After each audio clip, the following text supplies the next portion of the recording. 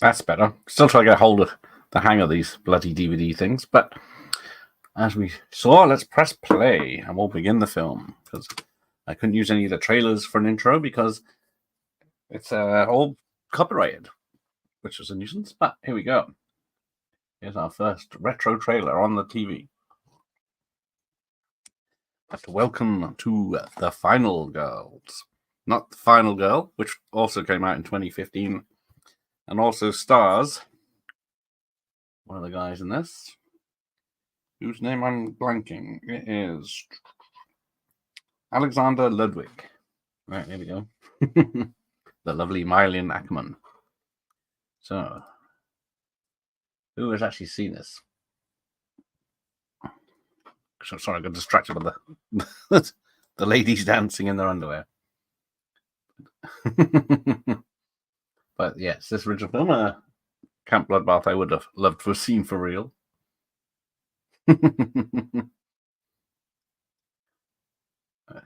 Spoilers, looks like all the kids die in this.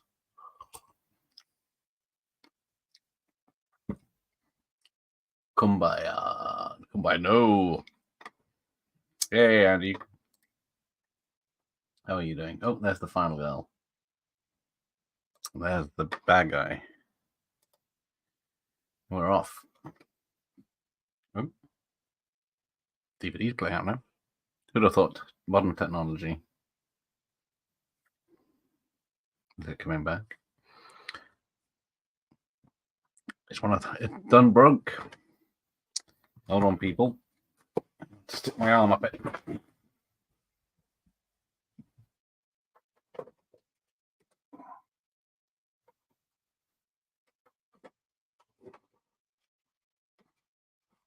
Here we go. Hey, Jimmy's in town. Hello, Jimmy. Howdy, fella. That sounds very American for Scotsman. But yes, Marlene Ackerman's playing 18-year-old and 35-year-old in this. Thought I got it on VHS. Yeah, just missed the boat by 10 years. This is 2015, directed by can't read my right now. But has anyone actually seen this? Because I love this film. Todd Strauss-Schulson, if I could bloody read. But how are we doing? I meant to speak to your supervisor. Oh, now I'm in trouble. Is the male equivalent of a Karen or Jimmy. It's the voice, yeah. Evening. How are you? So we've got a great cast in this. Taysa Farmiga. I can remember else now. Who's also the little sister of the Conjuring folk. Ooh, let it die. Then why has it come back, as you saw with Alien Romulus is just the beginning.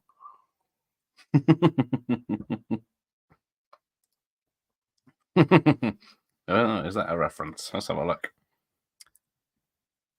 So it does look like, spoilers, she gets killed off in the beginning, but the big name star is back. So you've got Thomas Middleditch, Alexander Ludwig, Nina Dobrev, Alia Shortcat, and Marlene Ackerman. So, who wouldn't want to be in an 80s slasher film? Just as a bystander. It's not cool either, oh dear. Well, so yes, they wanted to get Like a Prayer by Madonna, but that's the one song Madonna doesn't let anyone use. You know, I'm sure I heard plenty of cover versions, but in films, I think it was in Never Been Kissed, allegedly. But so they went with Betty Davis Eyes, which is a good song. But unfortunately, I can't play it because it was apart from Deadpool and Wolverine. Okay.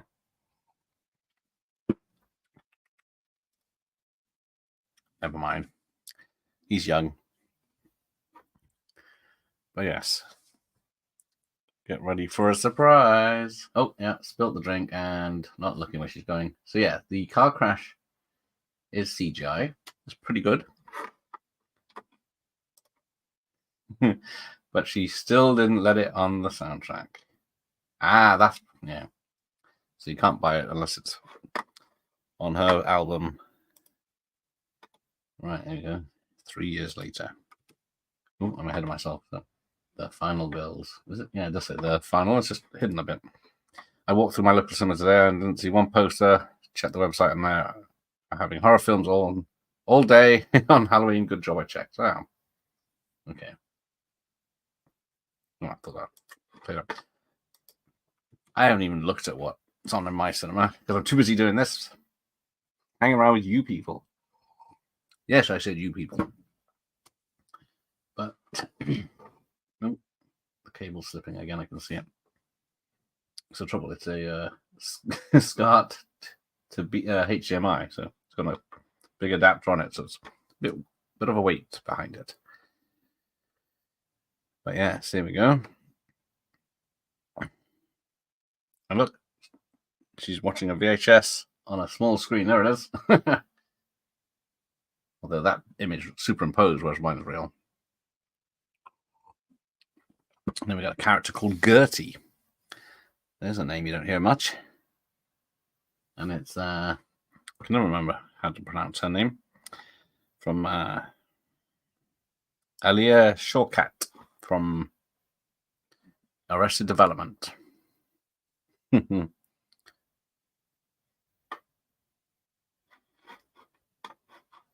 But what is everyone doing this Halloween week? Have you got your decorations up? Technically, I've had mine up for about a month now. I'm getting sick of them. But I know a lot of people do it on the last week, some the night before. So this had a budget of about 6.5 million. And then there's a lot of great effects in this, surprisingly, despite the fact there's no blood or little blood and no nudity for an 80s slasher. It came out in the United States in a lot of festivals in the spring of 2015. Won lots of awards. Let's see, we didn't get it till October 12th, 2015 as a DVD premiere, which would be this one. There is one lady missing from the front. That's got a lot of great features. And there is it. Was it Thomas? Useless names. Middlewich, which was he was doing the IT Silicon Valley when this came out. They are showing Terrifier 3 that ends at 20 to 2 in the morning on November the 1st, which is perfect. There you go. I have not watched Terrifier 3. It's a nice Christmas film you could put on for the whole family. I'll get around to it one day. I'm in no rush. When my dad told me I was going to get a sister, I cried because that's all I've ever wanted. But not like this. Not like this. I already have my pumpkin candles, American candies from my mate who moved to the USA, so I'm ready to go. There you go. And then, as the film is talking about watching a horror film, a special screening of an 80s slasher in the cinema. Stupid DVD with its squished picture on my little screen. But yes, don't get many old-looking cinemas like that in the UK.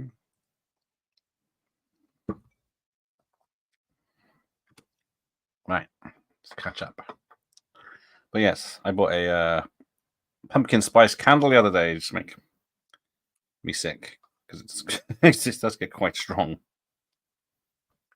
So I turn it off occasionally.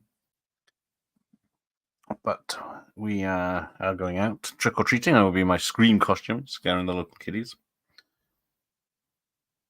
Ah, there he is. So he was in. He was in the Bad Boys, recent Bad Boy films when he's really jacked.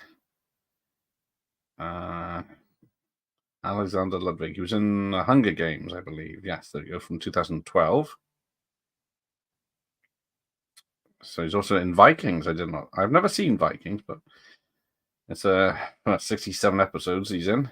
Oh, he's in Lone Survivor, Bad Boys for Life, Bad Boys Ride or Die, Guy Ritchie's Covenant, a lot of army cop stuff.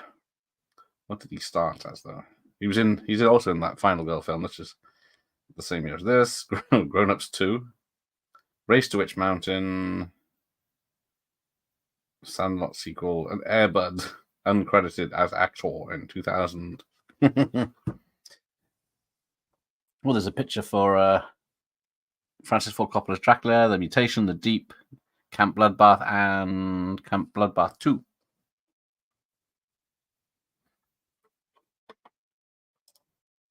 It's funny how horror films have a reputation for being sexist, and The Final Girl is a cliche. Exactly. Now, does anyone know where the Final Girl cliche, the term Final Girl came from?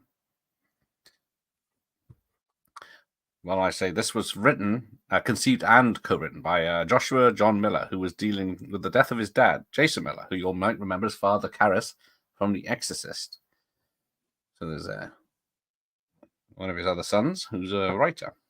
Unfortunately, he also wrote Russell Crowe's The Exorcism that came out this year. But I don't think that was all his work. It's probably just one he's credited with. So, a lot of red velvet in this cinema.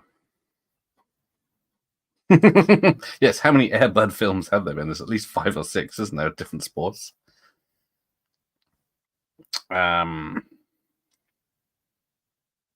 So, where are we? Typicalness. I can't find it. There's a lot of actual not references. Right, so the term Final Girl was coined by Carol J. Clover in her 1992 book, Men, Women, and Chainsaws, Gender in the Modern Horror Film, to refer to the last girl standing at the end of a horror movie, especially a Sasha. Right, there was this Cruel Summer is the sequel. I don't know, would you want to see the daughter of someone who acted in an 80s horror film at the premiere to give a Q&A? Because she wasn't even older. Now, when he fell over that bit of a rope, he did that by accident in rehearsals, and they put it in the film so they could show off the standee a bit more. There we go. One of those noisy American cinemas where everyone's shouting and making a lot of noise.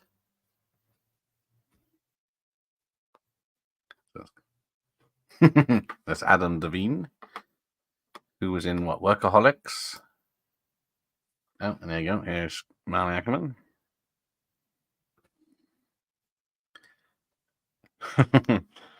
No, she makes quite convincing 18-year-old. But is she a virgin? See. I didn't know where it came from. I've just heard it so many times, haven't we? But there you go. It's now 30 years old. So little Billy Murphy went to camp. He was picked on for being different, for being ugly. And then one summer, the hottest one on record, the counselors decided to play a little prank on him. Lousy Americans and their camps. So yes, this is a good bit. This comes up later. This flashback happens again, and it's just a bit different. So yeah, he hides in the toilet, a la... I think now what film it was. Happens in Halloween, Friday the 13th Part 5, doesn't it? Outside toilets. But they chuck in some firecrackers, but apparently that burns him up, which they say couldn't do. The original airball died not long after filming, probably due to having a heavy basketball repeatedly hit against his head. Thanks for that, Andy. Happy times. Right. Oh, yeah. So here's the setup. Guy smoking in the cinema. And then you're going to remember me. What does the tattoo mean? It was given to me in juvie. I was caught stealing cherries. Cherry thief. I think he's supposed to be the stud in this. So yeah, someone's chugging high strength vodka. There you go. So the cinema didn't want, because it is a real cinema, they didn't want a real fire, so it's fake. Nice legs. What time do they open? But yeah, I don't know if you'd want to watch your mum having sex with someone, even if it's a film. Oh, where's he gone? There you go. Some hot ash falls on the floor. Where's Kirk gone?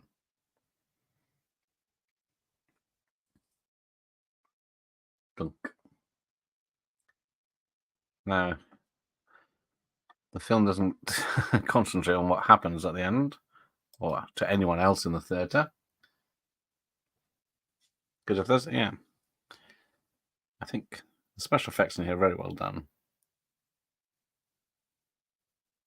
That is CGI fire, but it actually looks like a fire, which makes a difference for most films. And there's Billy with his mask. Although, I'm trying to think what it looks like. It looks like an old Aztec mask. I was watching a home restoration program from Stoke and was kind of chuffed. The house they were doing had 2 outside toilets. It was posh. Right, here we go. So, the old going into the film.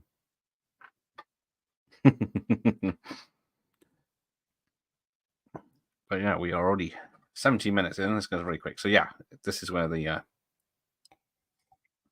film gets a lot more colourful to make it look different from the real world. Although it is just that one area that has lots of flowers in it. Because it's supposed to make it look like a technical film from back in the day, just like Pearl does. Do we have poison ivy in the UK? Because Americans seem to have it everywhere. Right, here comes the camper man.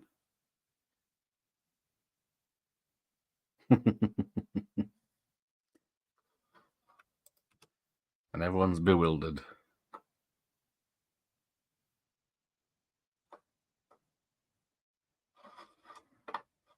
Yes, that was mentioned. How many have a slashers, have a final man, and Evil Dead was the only one anyone could come up with. I don't know if Elm Street 2 counts, but I'm trying to think of others, but I couldn't think of any. Shocker, maybe? Is that a slasher? Maybe Jason Goes to Hell. Well, that's a couple. I don't know. There's not one with just a man, one man surviving. 2 men enter. Yeah. You can get told off for saying final man. Yeah. There's, I guess, Fright Night. But that's 2 men, but I'm not a slasher.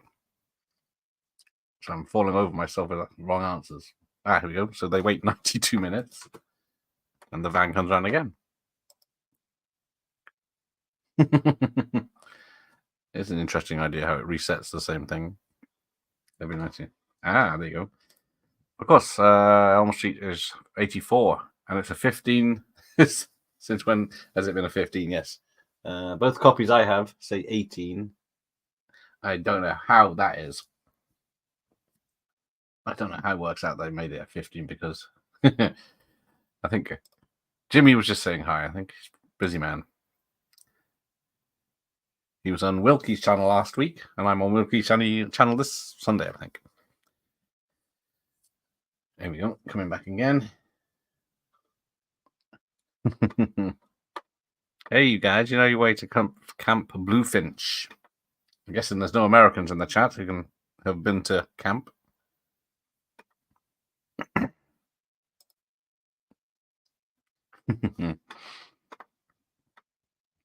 Ah, there you go. Predator. Welcome, Sally. Predator Arnie is the final man. Well done.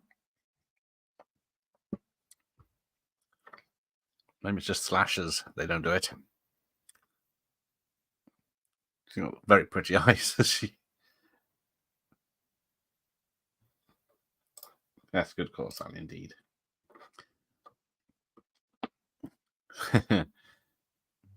Because your clothes are disgusting. It's just the guy in the crop top. Oh, are you guys poor? Are you poor people? What did you bank? The basic bikini, mouthwash, diaphragm. Because they're gonna get so naked. How do you know? Spring bake forever. Here we go.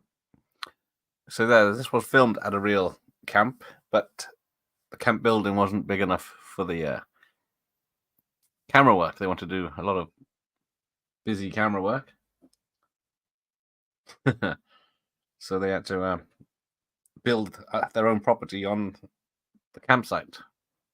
And then they had to build it so it was good enough to stay there. Because they were going to keep it up, as it were. I'm Nancy. What's your name? Yeah, look at her tearing up.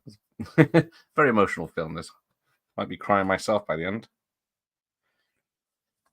It's hard to be away from your parents, huh? Yeah, look at that. That's going to set her off. Camp Bluefinch. Now, way back in the early 90s, I tried to be a camp counselor just to get to America.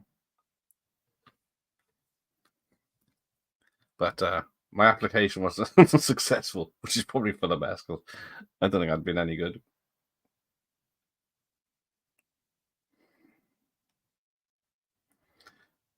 But it was one of those, I think it was back of a newspaper, back of a magazine. You want to be a camp counselor. Apply here. Probably didn't like my photos because I looked about 12 when I was 18.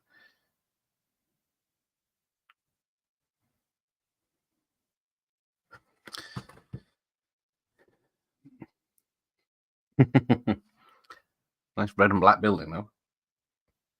Oh, here we go. The 80s characters.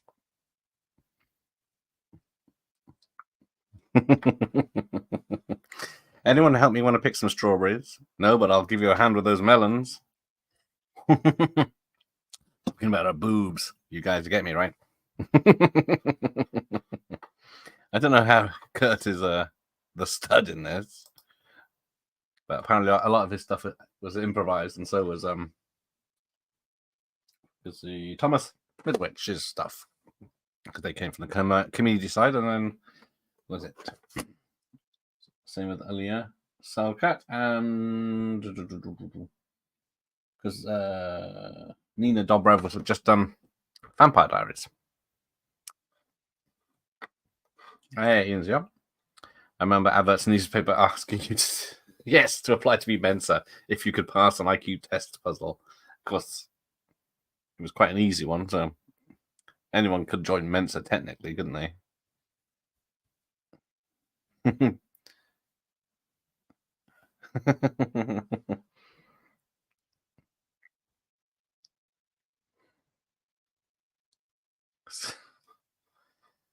Yay, Ian's a panic over. Ciao, by the way. It's a familiar Italian greeting, meaning hello and goodbye. Yes, hope everyone is well on this. Is it only Tuesday morning, afternoon, evening, depending where you are? So. I'm glad that you die. What? Nothing.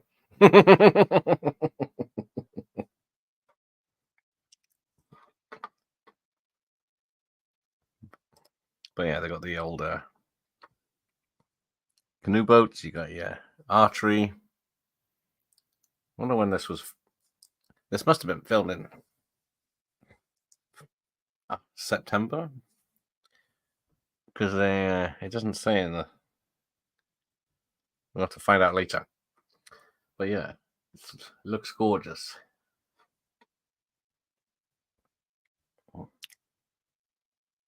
But then they got the Native American stuff, so that's offensive.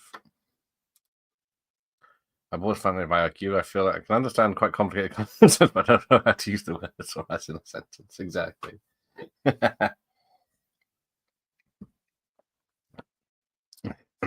Oh, don't have sex, she tells her, because sex can kill you, which it does in this film. Because Billy only goes after the girls that are topless, and she's gyrating on his lap. Oh, he's from East London, so with my accent, it sounds the same. Not a cockney. Oh, you sound like my mom. Right back at you.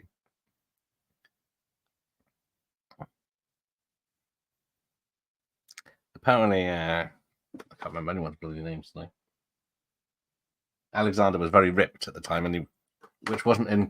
He was supposed to have a topless scene later, but he was too ripped, so he'd stopped working out and eating the right stuff, and then they didn't film it after all. Oh, the counsellors aren't on the list. Oh, there's a teepee behind them. Oh, there's the flower garden again. So they need to find the keys. Go blimey, Mary Poppins. Do you know the knowledge, Ian? Yes. I really hope they're going to do a sequel. Yes. When did everyone see this?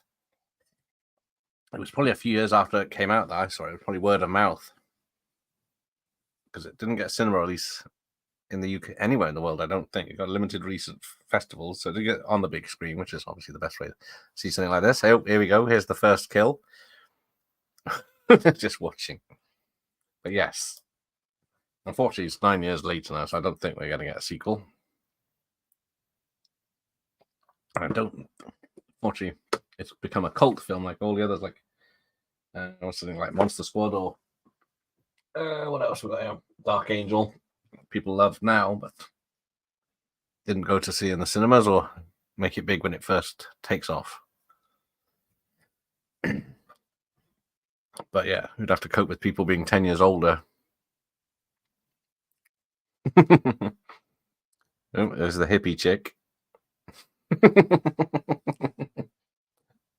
So a mixture of shocked and can't wait to see what happens. Oh, it does go the. It's got a bit of a kicking 80s soundtrack, this synth soundtrack. So yeah, it's got a head twist. Okay, where's the beef? So that joke appears in so many films and TV shows that does anyone know what it means? Oh, there you go. So he what's he do? He chokes her, breaks the guy's neck, and then chokes her out, and then throws her away.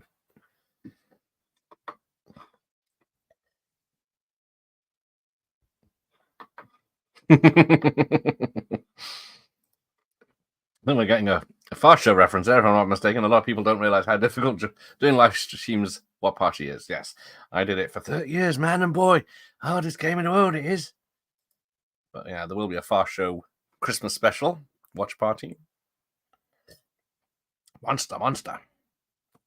So yeah, it's just it's just corn syrup in there, mate. Let me taste it here. No, that's blood.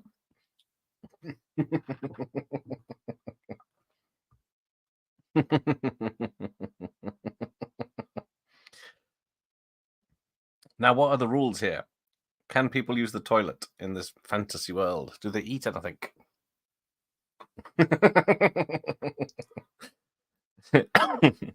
Doing watch parties is like making love to a beautiful woman. Not that I can think of. Gotta go in straight. Oh, so yeah, head splits open, punches it. Ah, there he is. Timey-wimey Mr. Puggle. Good evening, sir.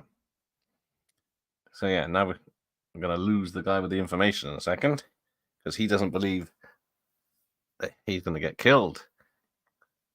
The last battle will blow your minds. Yes, There's the man that's going to be doing the Far Show Christmas special with me. Brilliant! Oh, here he comes. Now, apparently one of the masks, I think, had eyebrows that you see later actually on the mask instead of just a little bridge on there, but which made it look like Eugene Levy. Okay, so he buggers off. It's a big lad. It's a very colourful film, this. Probably wouldn't work on VHS. There we go. You did piss your pants. Oh, and then a flying machete comes in. Cuts him good. Yes, there you go. Watching the Far Show with Gareth is a lot like making love to your average-looking woman. Is it? Explain, Pugwall. There you go. Let's get out of here. Retreat, retreat. So this is a very good trick shot. So yeah, they come running in. They run off. Camera spot on. You're going to miss the slumber party. Yay. Come back. Yay. Then catches them again. Doing a different way. Can you see the join? I'm guessing it's there. So yes, they keep. Oh, maybe nearly took a header. You came back, yay! I'm getting dizzy myself, yeah. I don't think Billy's the only problem. We're in a movie. This week, I will be mostly watching Video Tasties. Very kind of you. I went to my local Chinese and they knew what I wanted before I asked. I'm not sure. That's not good. That's not good. So I go to a different one. Maybe I can buy it. Oh, no, this is. Hang on. This is. Hallelujah. Sister helped to trim the tails. Hallelujah. Which 80s slasher film did the camp counselors sing that in? At the beginning before they got killed. Let's see if anyone knows that one. Oops, I pressed the wrong button. Duncan is dead. We have to warn them, yes. Please, they're morons.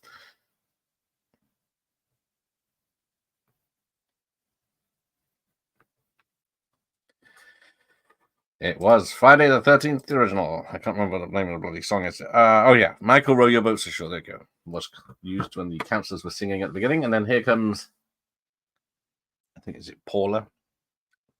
Yeah. She smokes. She wears leather. She's got a muscle car. It is Paula. Now,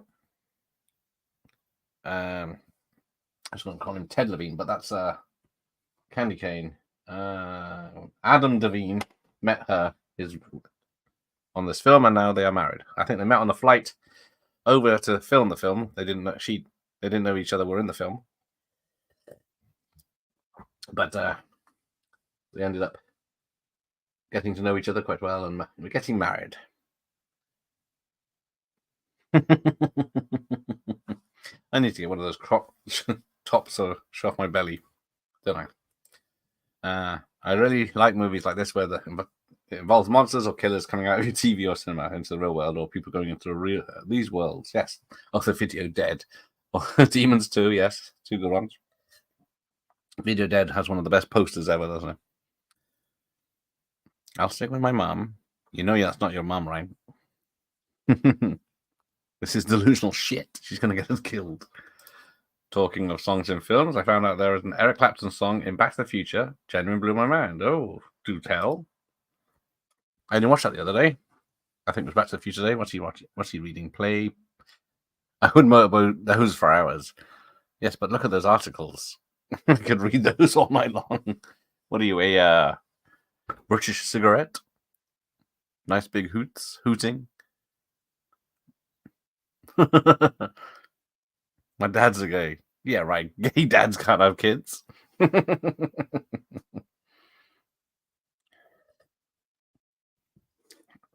So this is where we get to know the counsellors and his. What's all those buttons called? Can't remember now. It was in office space and taking the piss at CGI Fridays.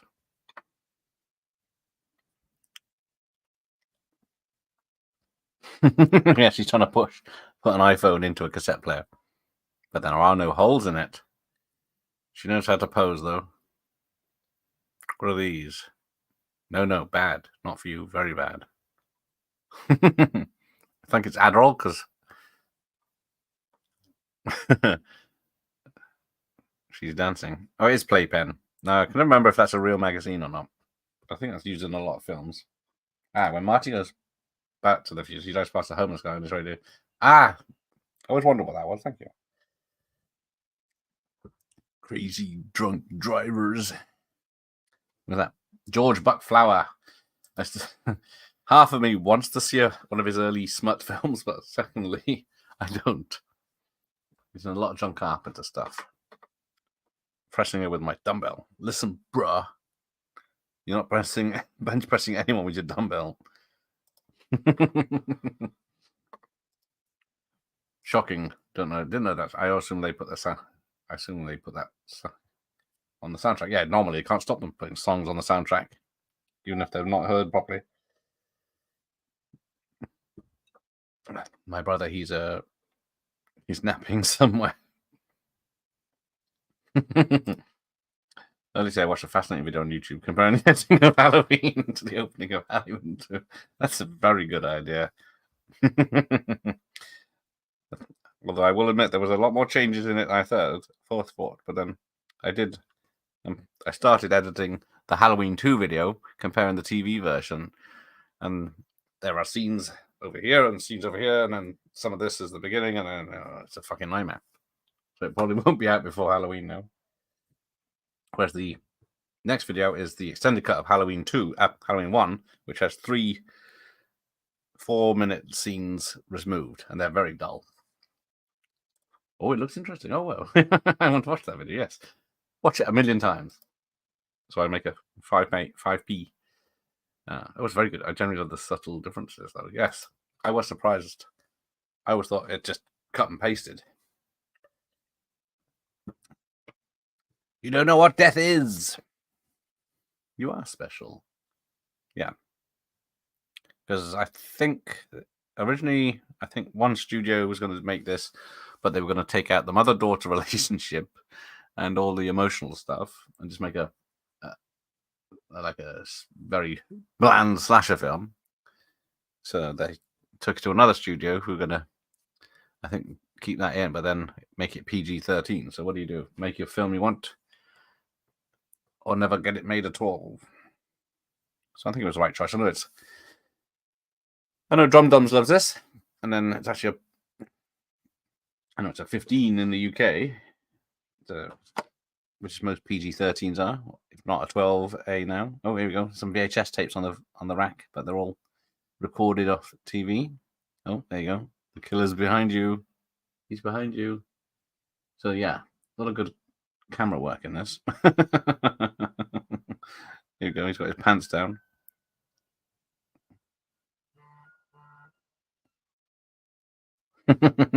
Shut the curtains. You can see us. Well, that is a good video. I generally love the song. Yeah, I don't know. Halloween 2 was always awesome to me. The score is one of my favorites. And Lance Guest and Dana Carvey. What people want? Yes, Dana Carvey is a blink and you miss him. Not Billy Murphy. He's just legend. I love legends. Loch Ness, Bigfoot, Bon Jovi, all of them. Saucy.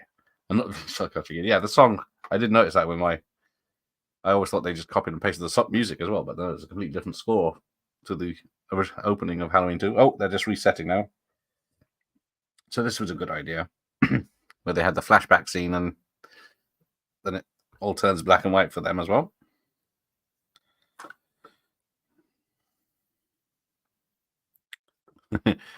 The story of Billy, and then I've got all these weird, clear stalagmites.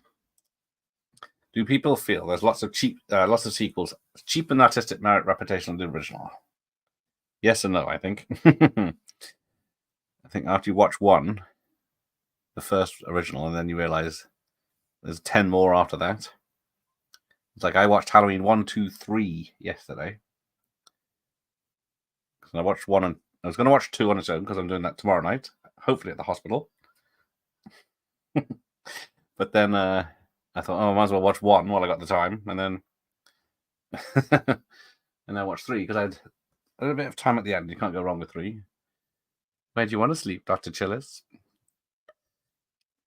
Yeah, this is good 3D effect here where they have to step over the summer of 1957. Now, there's a lot of people, pedantic people, that say that that car wasn't made till 1960, 3 years before this is set. And then same with the 80s. They're playing a song later that was released in 87. In there, the film was set in 86. I don't want to spoil the surprise, but yes, that's Adam to wind up. But make sure he's available, shouldn't I? Where could I pull? Who could I pull out of my hat? Let's have a look. Let's go through my Rolodex. In principle, sequels aren't great, although Friday the 13th Part is one of my favorites. There you go, so I can't really match. Hey, there he is. Heroic Waffles. He's back. I did see him on Patrick's chat the other day, earlier today. Welcome back, Heroic Waffles. I have to start another channel, yeah. That's a bummer. But like, take that said, hi, you're back for good. Back for good. Oh, here we go. So yeah, he's all burnt up from some bangers going off in the shitter. So he makes a mask. So all this is all plausible for an 80s slasher. You take care. I'll check you out later. Yeah, films that have no sequels seem extra special, like E.T., Commando. Yeah. What else we got? Shining. Where's that Shining 2 with Gary Busey that we heard of? Oh, there you go. So yeah, some slashing kids in the. Although it's the big difference. He can't see them in the flashback. So he killed 8 counselors, 1 for each month in the hospital. I don't know. I'm trying to think now. What are the others? What Lies Beneath? Although Stir of Echoes did get a sequel.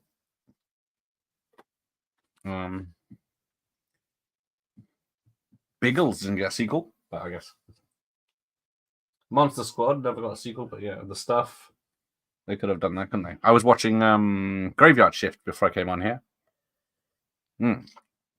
Oh, here they go. No. The dumb-titted girl has just fallen over, as it is expected in these films.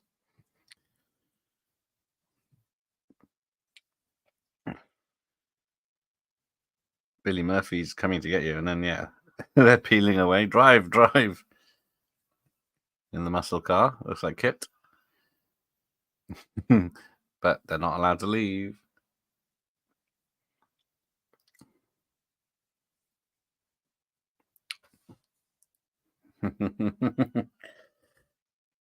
So you can see the gravel tracks where they've done the sunset.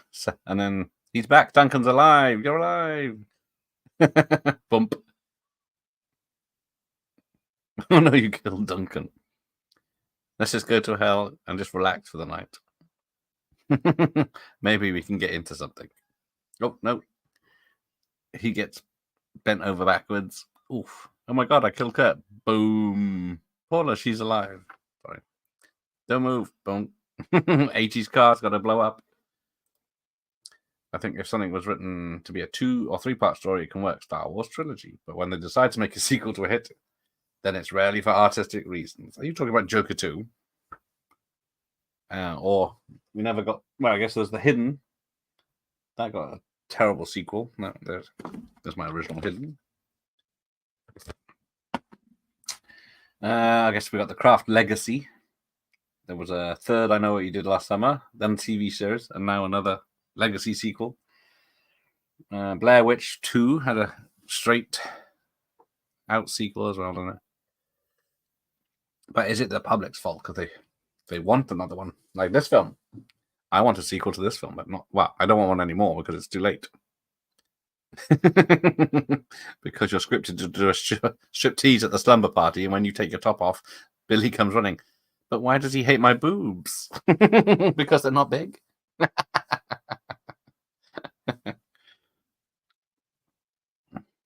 I'm not real. You're only real in the movie. I always do think it's funny that people like Bob Gale say, "I'm going to protect the integrity of the project by not allowing the remake," and then slap the logo on any brother that existed. Well, exactly. Back to the Future, yes. Bob Gale co-wrote on Back to the Future, and he says there's never going to be a remake as long as he's alive. Doesn't mean you can't have a animated series. Was it just the one? Yeah, just one animated series, and then technically, and then there was a cartoon series. There was that Telltale Games, lots of video games, but the only true blue virgin here is Max. I'm not the only virgin. Gertie, you're a virgin. No, not anymore. Last summer with that guy Jerry. Yeah, that weird mustache. Isn't he autistic? Yeah, he is, but he's also very romantic. The hidden to is terrible. Little action, no suspense, and very slow. Yes, the first 15 minutes are the last 15 minutes of the first film, and then it's got just about barely an hour of another story with, I think it's only the one, the cop character lives, the human one that's got possessed at the end of the first film.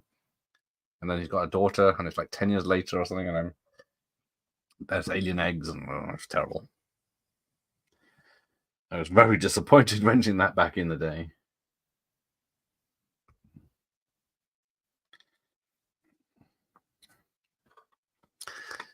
If it wasn't for you, be burning in the theatre right now. Hopefully, sprinklers would have gone off. I can be the final girl. I'm a virgin too. I didn't sleep with Kurt. Oh yes, Kurt's gone now, isn't he? So yeah, I forget how many people don't make it to the first half.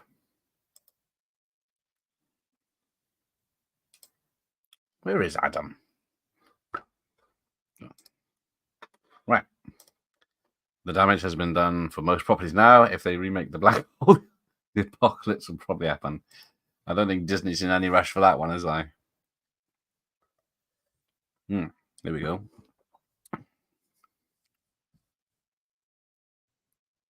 The fact that this place is all real, but they made it look fake, because I think apparently all the skies are fake. I read somewhere, but I need some more information on that. But yeah, there's pretty colourful flowers everywhere. It's very green,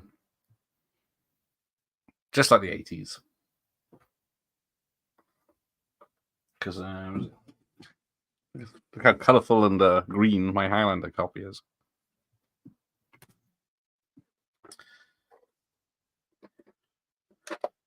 And I got, what was it? Here. Clockwise recorded off Sky One. I got and the Great Outdoors recorded off Sky TV, or the movie channel, I think it was. But unfortunately, it's not a different cut. Yes, that was one of my favorite posters growing up. I had the bigger version, because that's a bit of a zoomed in version. But yeah, I had that on my wall. I cut it out of a newspaper there back when they had color adverts for films coming out on the Friday. But that cover has a problem. There's an inconsistency there. Can you tell me what it is? Oh, here we go. So they're going to go on the offense in the film. Yes. The Thomas Beck, that's it, Lloyd Gallagher character. Then he's soon killed off. Exactly. Crazy stuff. And then the daughter takes everything. I suppose it's the same as The Hitcher 2, where the guy from the first one gets killed off and then his daughter takes over. Tina's going to be the bait. There we go. Oh, I was clacking my knuckles. Ready anyway. And she's wearing mutton mittens, so she can't take off. So they got the... there was a lot of references I haven't been pointing out, but they got deer antlers for the Christmas horror film. And then we got the montage. I don't know where they got the bear trap from. And they're cutting down the totem poles. Duke trap. So yeah, they had to have a very big lodge that was an open area, so they had to build it specially. But nice enough to build it so it lasted, and the camp could use it afterwards. Always remember the story that Sean Connery recorded the voiceover for the intro for Highlander on his toilet, in his toilet over the phone. Yes, it's amazing. He worked. What did he do? 2 weeks on the film. Such a great role for him as a was he an Egyptian, Spanish Egyptian that went to Japan and everywhere. But he kept his Scottish. Well, he has a Scottish accent, but's never been to Scotland until now. And then Conor McLeod, who's lived all his life in Scotland, comes from lots of different places. Yes, I have lots of nostalgia for Highlander, although I didn't see it for years after it came out. I saw it on rental, I think, back in the day. So it was about 87. And then loved it from then. I loved the poster before. Because I did try getting Drew Struzart, who did all the amazing posters back in the 80s. Unfortunately, he's retired and doesn't do anything anymore. I did play the Highlander game. It was terrible. To the spinning, trying to chop people's heads off. I think there's only 3 rounds. I think I played it, or I downloaded it for recorded it for one of those videos I did back in the day. But it was a terrible game. I preferred Barbarian, or Barbarian 2 with, what's the name? Maria Whittaker. My aunt lent me that exact same VHS tape back in the day, and we didn't give it back to her for years. We played it to death. Well, at least it was loved, and you just didn't not bother bringing it back. But exactly, so it's a good old original Warner tape. Yeah, bit moldy, but fix that because I've got a copy of it already anyway. So, oh, here we go. She's trying to take her top off. No, Tina. I love how Highlander, as a macho Scottish lead, French actor and directed by a gay Australian modern diversity, he hasn't got a candle on that film. Exactly. There's nothing they can say about it. It's got black actors in it. Oh, please, I'm not that gullible. Hello, operator. Yes, I'm trying to make a call, but I can't.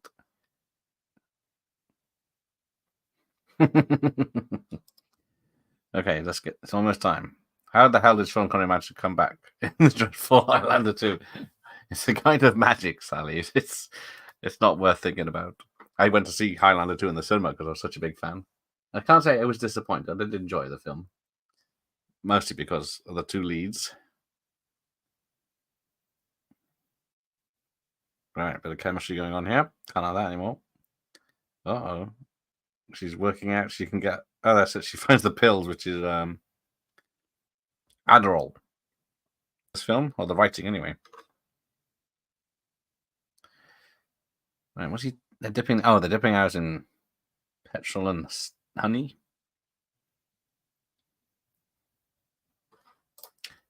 Alexander loved it. Thank you. Is the son of a former Channel Lines pitcher. Claims his parents tried to put him off for current acting as it would mess him up. His mum doesn't have the same name. Maybe she's using her original name. But she is in one of the Friday the 13th. And if I can find it quick enough, I will tell you which one. So yeah, Nancy's model after Amy Steele's character, Ginny, from Friday the 13th Part 2. This original script was written with our rating in mind, but it was requested to be PG-13. The original Billy was going to be called Hatchet Face. I should remember that. Alexander, where is he? Abe Froman, Chloe Sevigny, or whatever her name is, was going to be Paula originally. She conflict with things. Typical, isn't it? I see all these things earlier in the day when I go to find them. There you go. The most Luckily, I'm missing the emotional bits, otherwise I'd be crying. Nah, fuck, missed it. But yeah, his mum is in Halloween Part 7, I think. Friday the 13th Part 7. I remember liking Halloween 2, but I have the Renegade cut. Not sure if it's a big factor or not. That does help. Because that original, I remember Christopher Lambert being on Wogan saying the reason the sequel's so delayed is because they were waiting for the best script. I was thinking, oh, that's good news. Thank you, Christoph. That's exactly what I was looking to hear. Right. So we've done that Friday. Did I miss it? So this film was inspired by the Friday the 13th franchise. And Alexander Ludwig's mother, Charlene Martin, appeared in Friday the 13th Part 8, Jason Takes Manhattan, as Tamara Mason. Oh, look, she has to hug her mum one last time. Oh. So here she goes. So the actress, for a big dance routine, she drank a lot of energy drinks right before shooting it. Tina, how many Tic Tacs have you had?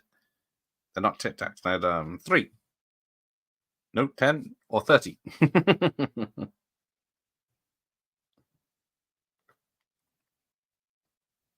Oh, shit. I messed up. So here we go. Unfortunately, don't see anything, but we can imagine what we see. So she gets to do a dance to Cherry Pie.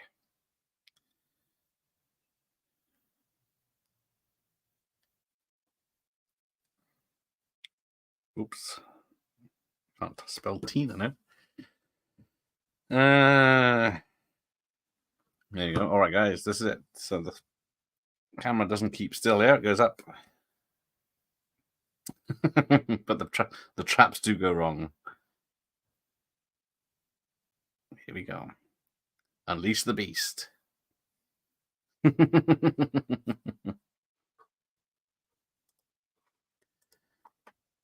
Tolkien and Connery coming back for stuff, and still generally standard. He did the voice for the Russia With Love video game. That was amazing. Never expected him to do a whole game. So here you go. The gloves are off, literally. She's got the moves. Oh, I'm a bit behind. Stupid DVD's running. And then it's the big reveal. And here he comes. Here's Billy. Oh, there you go. Queen will license their songs for it. They pop up on loads of TV ads and all sorts of stuff. No, here you go. So she trips over the trap. She gets her head in a bear trap. Then they're cutting the rope. It's a big. Oh, it's a totem pole. Smashes him into the deer head antlers, like Silent Night, Deadly Night. And then they think he's dead. And then they're having a moment. I love you. Oh, screw it. And then he goes downstairs. I don't know what his job is. To take the machete. Oh, yeah. The final girl needs the machete. So, yeah, the camera goes up and under and spins around. And then he's dead because he's got the machete in him. Everyone's upset.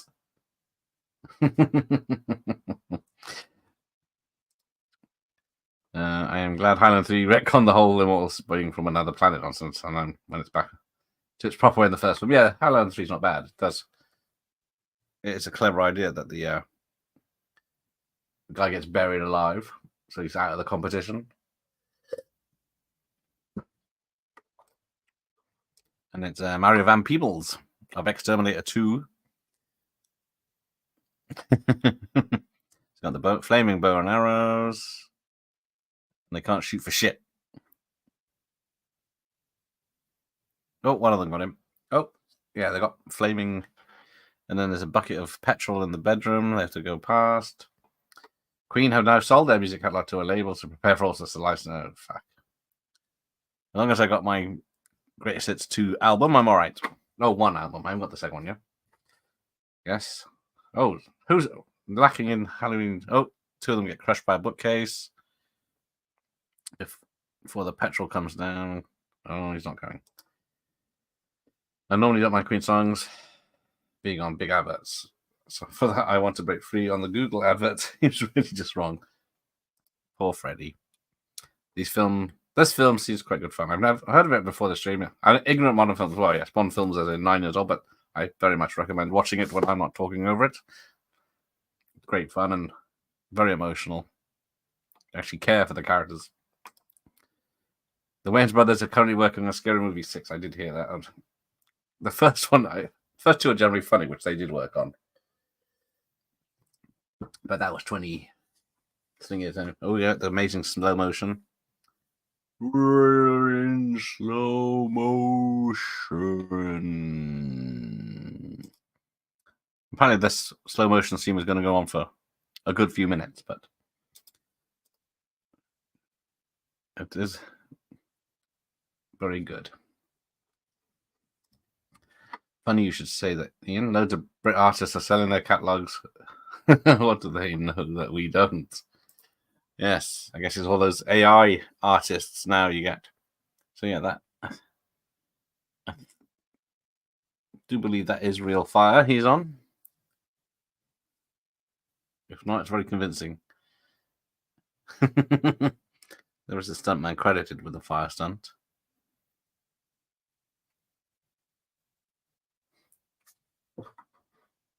They are making a fortune. Queen reportedly sold theirs for £1 billion.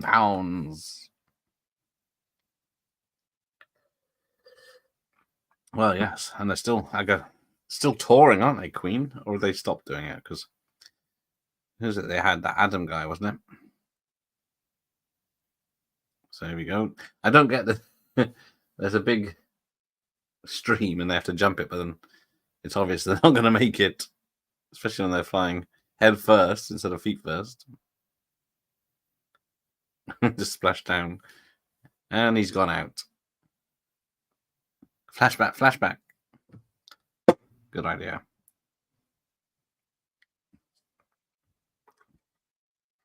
That's enough money for Brian to save all the badgers. Yes, imagine the badger breeding farm Brian May could build with that. We'd never be without badgers.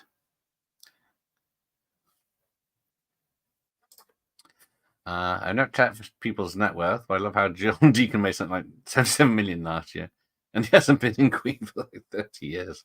Yes, held on to the rights is the best thing you could ever do. Oh, Billy's down, knocked down by the old car. There's his machete. Holy crap, this thing is heavy. That's a massive blade. Oh, where's he gone?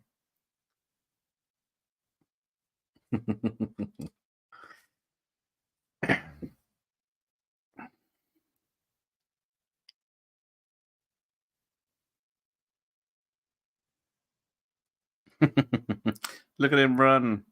Where's Billy going? Don't follow him. Characters earn certain money each time we watch one of his videos. Thank you.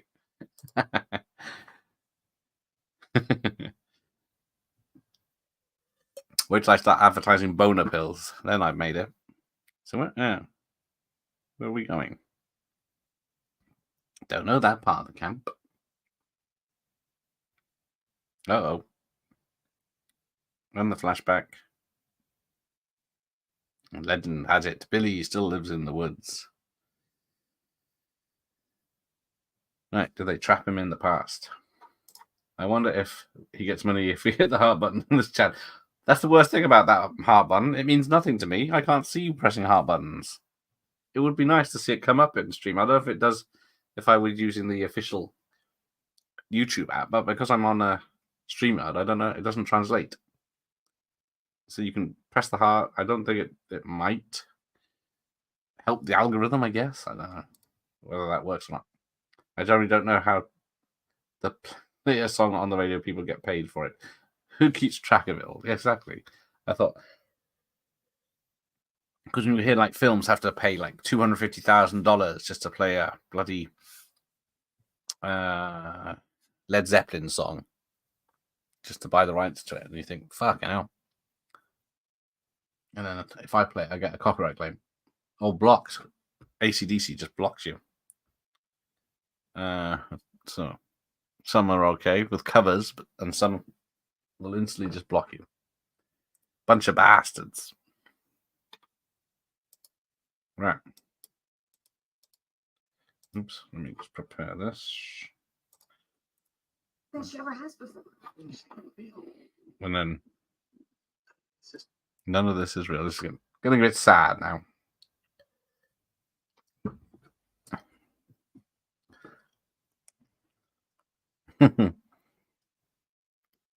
So yes, a horror film we actually care for all the characters, not just one of them. Ooh, I know the answer to that. It's the Performing Rights Organization. They're like a bean counters who check and calculate it all. Yeah, because I get a license to play. You can buy a license to play songs at work and stuff on the radio or whatever it is. Otherwise, you're in trouble. But then, I guess you can't play songs on YouTube as like a DJ, which would be fun. I still love when Bruce Dickinson formed a band called Little Angels once for Bruce Dickinson from I Made His Wrongs Check. Bloody hell. It was like all these residuals, isn't it? The actors they appear on a TV show from the 70s, and every time it shows on TV, they get like 6 pence. God forbid Gareth plays one of his tapes on our ring because they'd be after him. Technically, they could be after me for this one, but yes, I will avoid. Yeah, there's no oil rigs near me. I think we're pretty safe. I don't think it says on the back of this. It says not for rental. So I can't let you borrow it for money. I can lend it to you. I'm not sure I can lend it to you. It does say lending, doesn't it, on the copyrights? I was never quite sure if the characters of this film could really be killed by Billy. See how their fantasy film that isn't real. Exactly. What are the rules? I think if you stay to the end, we'll find out. Because I think it. So there you go. She's found Nancy. Because there's Nancy and Tina. Because there's Nancy, of course, from Elm Street, and it's Tina from Elm Street 1. But yeah, because Billy kills. Well, this is where it gets tricky because the one guy that got sliced in his stomach at the beginning, the first one that killed, and then he came back, got hit by a car, but then turns up at the hospital later, which happens to be the sequel to the film. But then they're all still alive in there, so it was a tricky one apparently to end this film. Ooh, never thought it'd be something like that, Ian, but the technical process of it just seems mind-boggling to me. Yes, how are they going to know? It's like the radio phone-in shows for something. Oh, she's been stabbed. You think it's all over now? It's like the radio shows. You phone in and say, "I want." We Didn't Start the Fire by Billy Joel. They say, okay, we'll play that now, and they do. So that I guess they have to pay for it after the fact, or they just have the license. They can play anything from any company, or they have to. Surely they can't be paying hundreds of thousands to play a song on the radio. Well, exactly. TV viewing figures. How could they know? Because back in the old days, it used to be. They used to have to guess it, didn't they? Because they had the people at home pressing a button on what channel they were watching, and that would count as a view because they couldn't technically know how many people were viewing. So when they say like 30 million viewers watched the Dallas JR shooting, how the hell do they know when it wasn't that many pressing the buttons? Yeah. That's one thing I never understood before smart TV. How do they know what channel we're watching? Exactly. They have to have these random families pressing a button on what they were watching. I'm just a shy girl with a clipboard and a guitar. Yes, if I was watching this properly, it would be tears. Niagara Falls. I'm not afraid. I wanted to save you. Oh, you did. Technically, not really. But yeah. It's not going to bring our mum back. There's no time travel involved, which I guess is a good thing with the movie.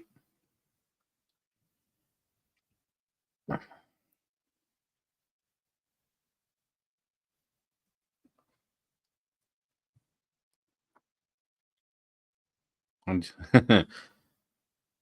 see, she is talking to her like she is her mum, but the mum seems to be knowing stuff. But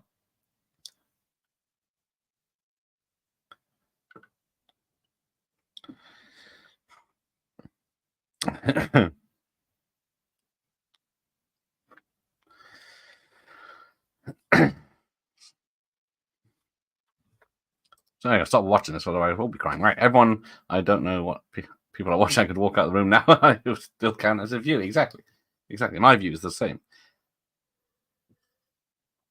You leave it running, it knows, but then I don't trust that, because when this stream ends, I can go to the YouTube Studio app and it will say this many watched it. Then I go to the app under content and look at live streams, and it says a different number.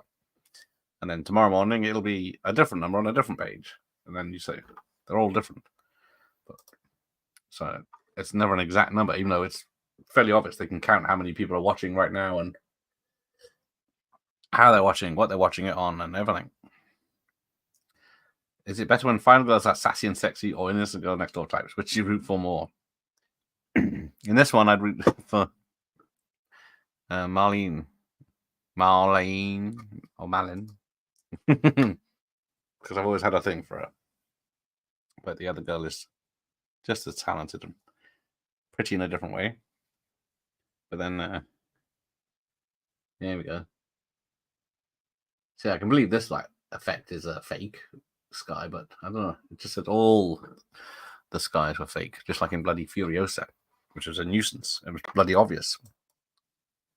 But yeah, a lot of flashing lights here. Although, have there been many sassy and sexy final girls? There we go. What does she do? Starts dancing and taking her top off. Because it says take her top off, but people assumed it was a bra, but technically it can be any.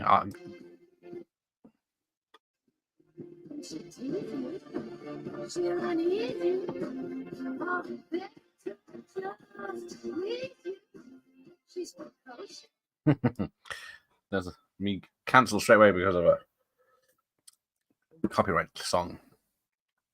But yeah, get to watch your mum die twice in this film. That's gonna be fun for her. But stay to the end. There's a cracking after credit scene we'll go through, even though there's still technically 15 minutes of film left, because the Camp Bloodfar film is 92 minutes, and so is this film. Well, depending on which format you watch, but yeah, she gets stabbed in the back, and that yeah, because but then she super powers it.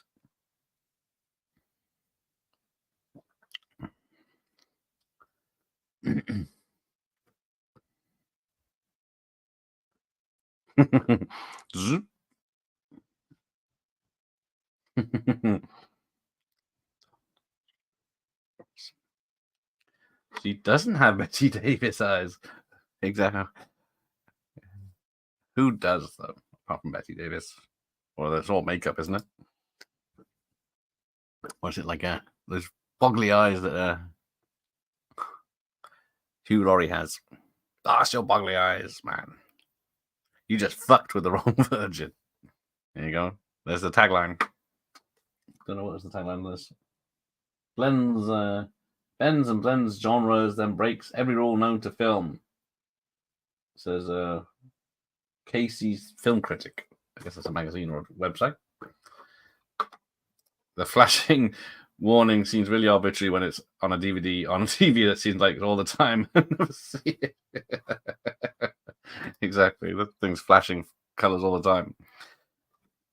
But there you go. It's a fight, and the machete's gone loose.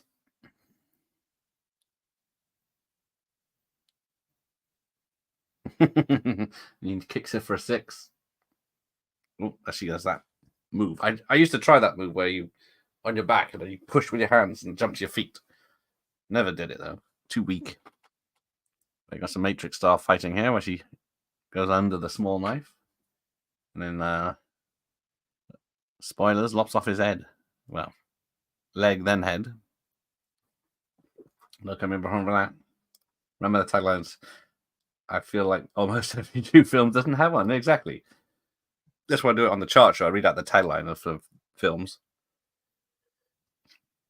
Because some of them are so stupid.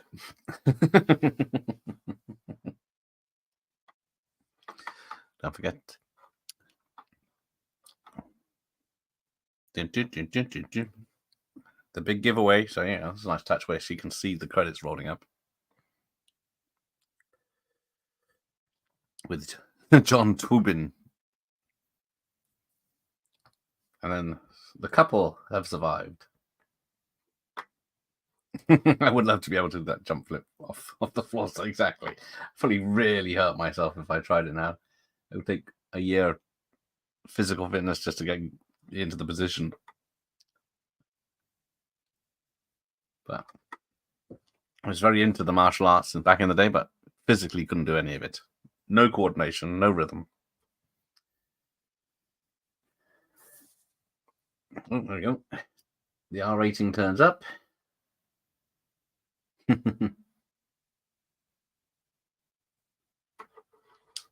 you go. I just saw that logo was also in the final film. Yes, a film called Final Girl came out the same year they made this, and he's in it. How confusing.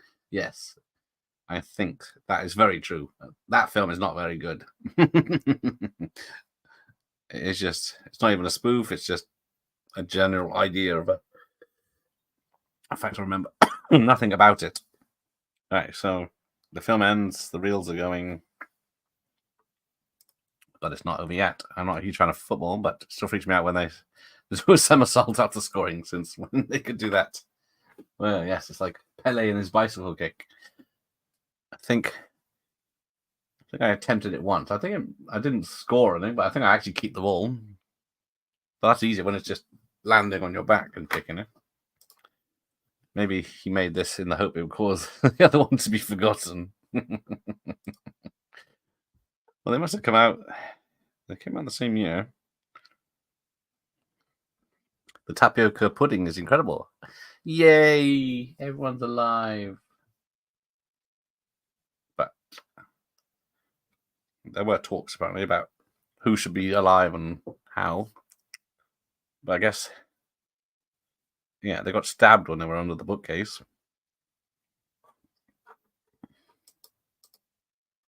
I once paid for a dance lesson on the end. The teacher told me not to come back, and she felt bad taking my money. Yes, I did. Was it one night out? Not Lombardering, but whatever. Not the merengue either, but I had no rhythm. Fuck it. I only went once. When you were a kid, did you ever try to do a 360 on a swing? Well, yes. I had because I lived on a farm, we had a woodlands, and then one of the woodlands was on a high bit, and then I had a tire swing, and then I could swing round the tree, but it was on over a bit of a dip to make the swing go round. But then inside the dip were the roots of the tree just sticking out like spikes. So if you went that way and then came back, and if you didn't stop yourself or were spinning too much, you could fall into the fjord and the spikes. Swimming in school, yes. I did enjoy cricket. I was good at cricket as catching, but not hitting. Although I was pretty good at rounders. So yeah, here's the doctors and nurses shagging. And then here, there's a tab, there's a Rubik's Cube, there's a gizmo toy. The cliffhanger ending that will never be resolved. Well, we'll find out about that in a minute, I think. So there you go, written by Mr. Miller. Right, we should have some good news soon, because this is... Where's this? I think this copy is a bit longer. So yes, directed by Todd Strauss-Schulson. And then we get some outtakes and different scenes.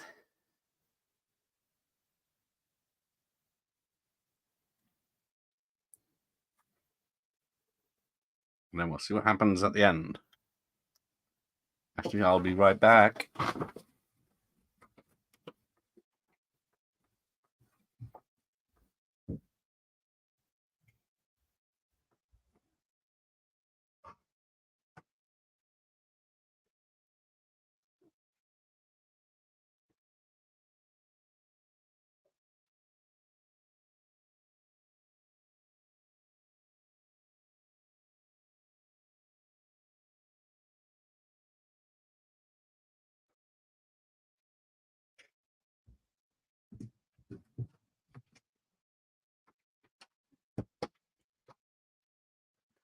All right, got the bladder of a thimble. Korean war wound. Right. So let's have a look.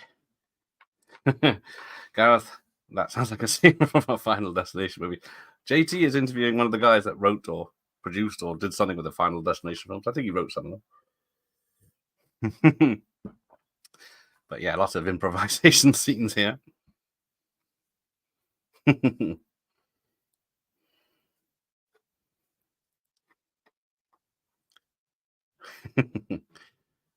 I wouldn't be a very good actor because I couldn't be able to keep a straight face when things are happening. Hey, Sean's here. Hey, Sean. Hey, Sean.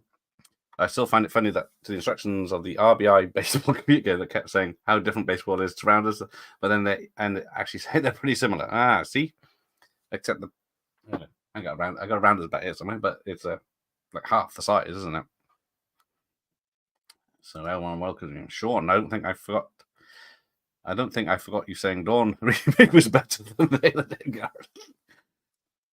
Technically, I do watch that. I would watch the Dawn remake more than Day of the Dead because I was originally going to join JT for Day of the Dead, but I ran out of time.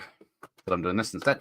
But he is doing Candyman with Mike, the Real Fifth Beatle, on Halloween night. But Halloween night here, we have that 40 minutes of Elvira to go through, and then Night of the Living Dead with her comments midway. I was walking home from school once, and a random older kid put a tomato in my face. Oh, I found out recently he died, so we'll be able to get revenge now. Pretty much, I think outliving him is revenge enough. So there you go. There's the...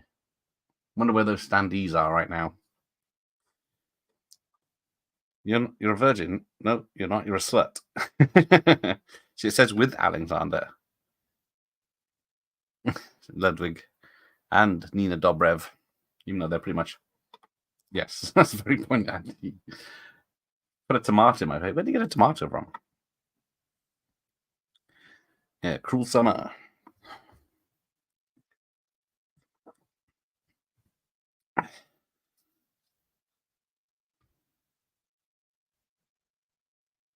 See, this read as what's going on for the next 5 minutes then? Must be titles. Let's have a look at the titles because there's some interesting stuff coming up. Because it's only an hour, probably hour, 20-minute film. When did I see this? What did I see in the titles? Here we go. And if someone did that to me, they would be getting my revenge right away. Yes, I've never been very good at confrontations. So you got young Billy Murphy, Dr. Nurse, Jackie Tuttle. Where is it? The Bloodbath trailer voiceover, Steve French, stunt performers. It's got a lot of stunt performers coming up. So while we watch the titles, let's see what's coming up in this month. Oh, was in the pub. That was a fucking excuse for you, Mike. Well, we're not finished yet. We've still got something coming up. So we'll see what happens. But we'll go for the titles first. Anyone? Andy? Oh, yeah, done that one. But yes, the real Fifth Beatle, which I'm still not sure he is. Allegedly in the pub. Yeah, we were just waiting for you to get here. Restart the tape. Run VT, Errol. It's a short film. We could watch it again. Yes, Mike is retired from streaming. His weekly stream has his advertised. But like I said, he is allegedly doing Candyman. Oh, how many times have I said that now? With JT on Thursday night, which is Halloween already. Because what is it? Is it the 30th? Yeah. Oh no, fucking watch is wrong. Cheap 8-pound Casio. It is the 29th today, so we've got 2 days. So tomorrow night it's Halloween 2 in the hospital. If I can get in safe. Where is Halloween 2? Halloween 2 is one of the worst covers ever. Look at, it's not even my camera that's washing our face. That's what the cover's like. And so Mike will owe me $1,000 if I'm at the hospital tomorrow. I've catered out. There's a nice area in reception at the coffee.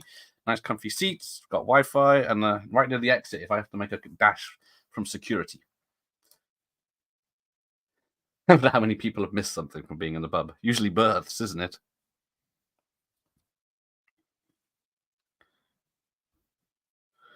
But here we are. Lots of digital intermediate colorists.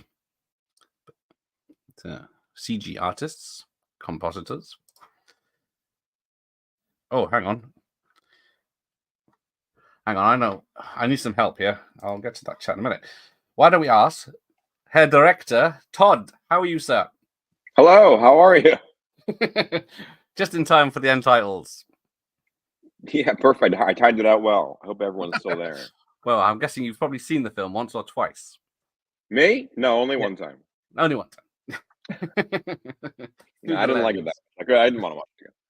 Well, I know it's a very emotional film, so it's not fun to watch. I've seen it 1,000 times. It's my favorite thing to do, and I love going to see it in a theater full of people. And I wanted to be part of this because, for me, there's no greater feeling than watching this movie with people. It's fun to sit in the crowd and hear it work. Nice, because unfortunately it was a DVD premiere in the UK. Unfortunately, we didn't get any screenings. Did any anyone screen it in festivals running in the UK? Are you asking me? Yes. It was. I remember in the very beginning. The movie did not have an amazing. Who am I talking to, by the way? Is it just you, or are people listening? There's people live in the chat. Yes. There's people live in the chat. Hi, hey, in the chat. When the movie first came out, it was not released in the way that we hoped. It wasn't like a huge, wide American release, which was heartbreaking in a lot of ways. But very quickly thereafter, it started to take on a cult status and get screened all the time at revival houses and at summer camps. And the next year, it was screened in Shoreditch Festival in a double bill with Galaxy Quest. And I thought that's good program. That's good program at Shoreditch House or whatever. And no, Somerset House. At Somerset House. Right. In the summer outside, and it was a packed house, and I flew to London to introduce the movie, and it was awesome. Nice. And that's kind of been going for the last all these years, especially around this time of year, Halloween. It gets screened, and it has. The movie's about a cult movie, and then it kind of became one. And I thought that was ironic and very wonderful for me. Nice. Yeah, I guess the audiences love it, don't they? So, because did you have any trouble? Because Final Girl also came out the same year. That also has Alexander Ludwig in. Did it get confused with each other? No, I think that movie came out the year prior to our movie or something, and no one knows what that movie. No one really knows. No, it is weird that the same actors in both, but they're such different films. And, yes, yours is excellent. Oh, thank you. I think everyone heard what you didn't say. Okay. I'll put that on the back of the DVD. So where was it filmed? I couldn't find much information on that. I didn't have time to listen to the commentaries.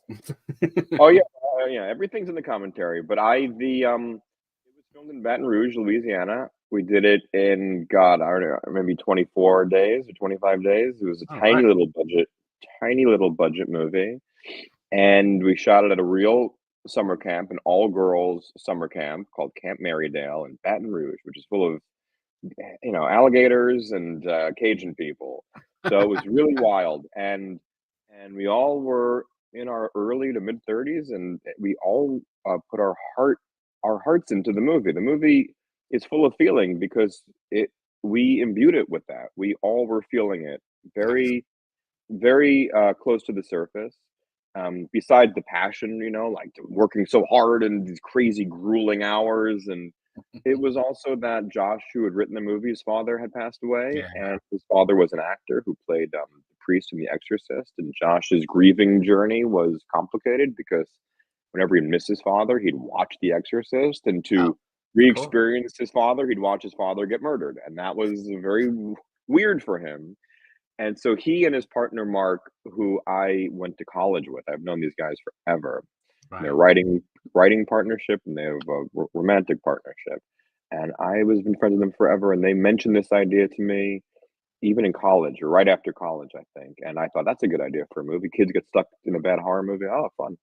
And then I went off and I made my first movie, which was this Harold and Kumar Christmas movie. And 3 months before I made that movie, my father died. He was my Oh, best friend, and he was the most supportive person to me in my life. oh, And it was a long time coming, but it was awful. And then I went immediately into making a movie. So it was really crazy, as you can imagine. yes. Full adrenaline pumping, didn't process anything. And as I was editing that first movie, Mark and Josh sent me the first draft. And I read their first draft, which was different than the movie, but the idea was right there. And I read it and I thought, oh my God, I totally get this movie. This is my experience because I was dreaming about my father all the time. I dream about him every night. And I loved these dreams because it was a way to, feel like I was seeing him again. And I had this really real feeling when I'd wake up of, God, I wish I could have pulled him out of the dream and he could be here with me now in my waking life. And when Yeah. I read this movie, that's what it felt like to me, about a girl having a fever dream with a second chance to see her dead mom and trying to save her mom, take her mom out of the dream. And I thought, I feel this movie. Like that goodbye at the end is me saying goodbye to my dad, and it's Josh saying goodbye to his dad. And on set, we were crying. Like I was sitting behind the monitors in this Louisiana church, like 2 in the morning, malnourished, and just with the lightning machine and just weeping because it felt like exactly what I needed to say. Yeah. And now, I watch this movie with people, and what comes from the heart goes to the heart. And I think that's the surprise of this movie, that it's not a parody. Hmm. It's something else. It's something else inside of all this meta stuff. And that was the movie that we all were making, was a story about our lost loved ones. Yeah, certainly comes through. I'm not afraid to admit I get tears in my eyes when I watch it Oh yeah, properly. I do too. I still do. It's really, I watch it now and I'm like, wow, I can't believe that. So soon after losing someone, was I able to, not just me, I mean all of us, but were Mm, we able to communicate that feeling, so viscerally inside of this movie? yeah, yeah. Passion is certainly the one word I would say that when it comes out of the screen when you to the film, even to the whole horror 80s horror films, as well as to the emotional relationship stuff that's in it as well. Yeah, there's a lot of passion. There's a lot of hard work in that movie, and there's a lot of passion in that movie. And I think that all of us, the cast, the crew, I mean, everyone involved, I think that we all were, and people were working for not a lot of money, and working in terrible hours, 6-day weeks, just like really quite a lot to an endurance test. But I think that everyone really did it because they believed. Oh, but I think everyone did it because they believed that it was great and it was special, and so everyone's passion is up there on the screen. Yeah, especially the cast, because it's an amazing cast, all gelling very well together.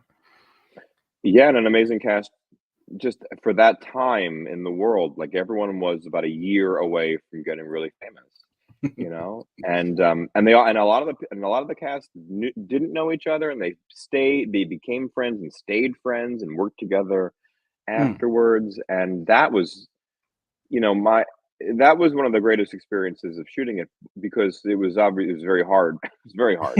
And sometimes it's, you're on set and you have all these great plans and an actor shows up and screws up all your plans. And you're like, oh God. You're kind of like worried whenever the actors show up, because you're like, well, here goes everything. And I remember on this one, the whole cast would show up, 8, 9, 10 people out of their trailers, ready to come.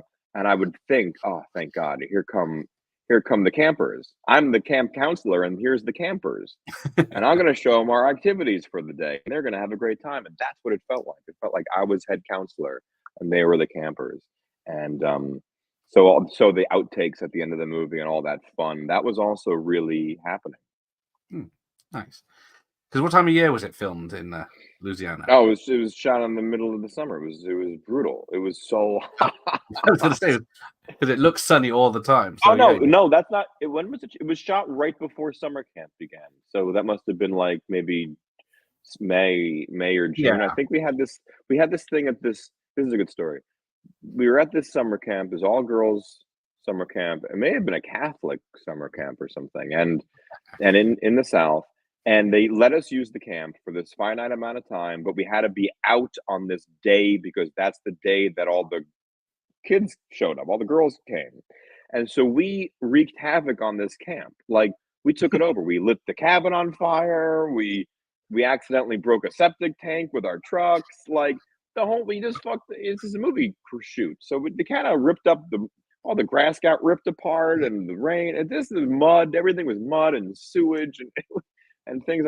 And then the last night we were at the camp, we shot the fire stuff. We shot Billy jumping out of the cabin and chasing after everyone in the woods. And this was a wild night. This was a night where we had 3 units going, where I was driving back and forth across camp to shoot inserts of hands and of Max walking through the woods with the machete, and also all the fire stuff. So I was back and forth. We were just trying to get as much as we could before we got kicked out of the camp. And then the special effects guys forgot the stuff, forgot some of the gel. For the fireproof gel. And they were like, we can only do the burn one time. And I was like, what, are you kidding me? I got to do this one time. So it was obvious. It was just such a stressy. It was crazy, but it was also a thrill. So when we were doing the Billy jumping out of the window and the running through the woods, the whole crew came back from base camp, and they set up lawn chairs, and they brought popcorn. And I looked I was sitting there like ready to shoot, and I looked behind me, and it was like there was a movie theater audience behind me of people just ready to watch the show. And I was like, this is cool. All of us, the whole circus. And then we got to do the thing where he's running through the woods, and the sun is coming up.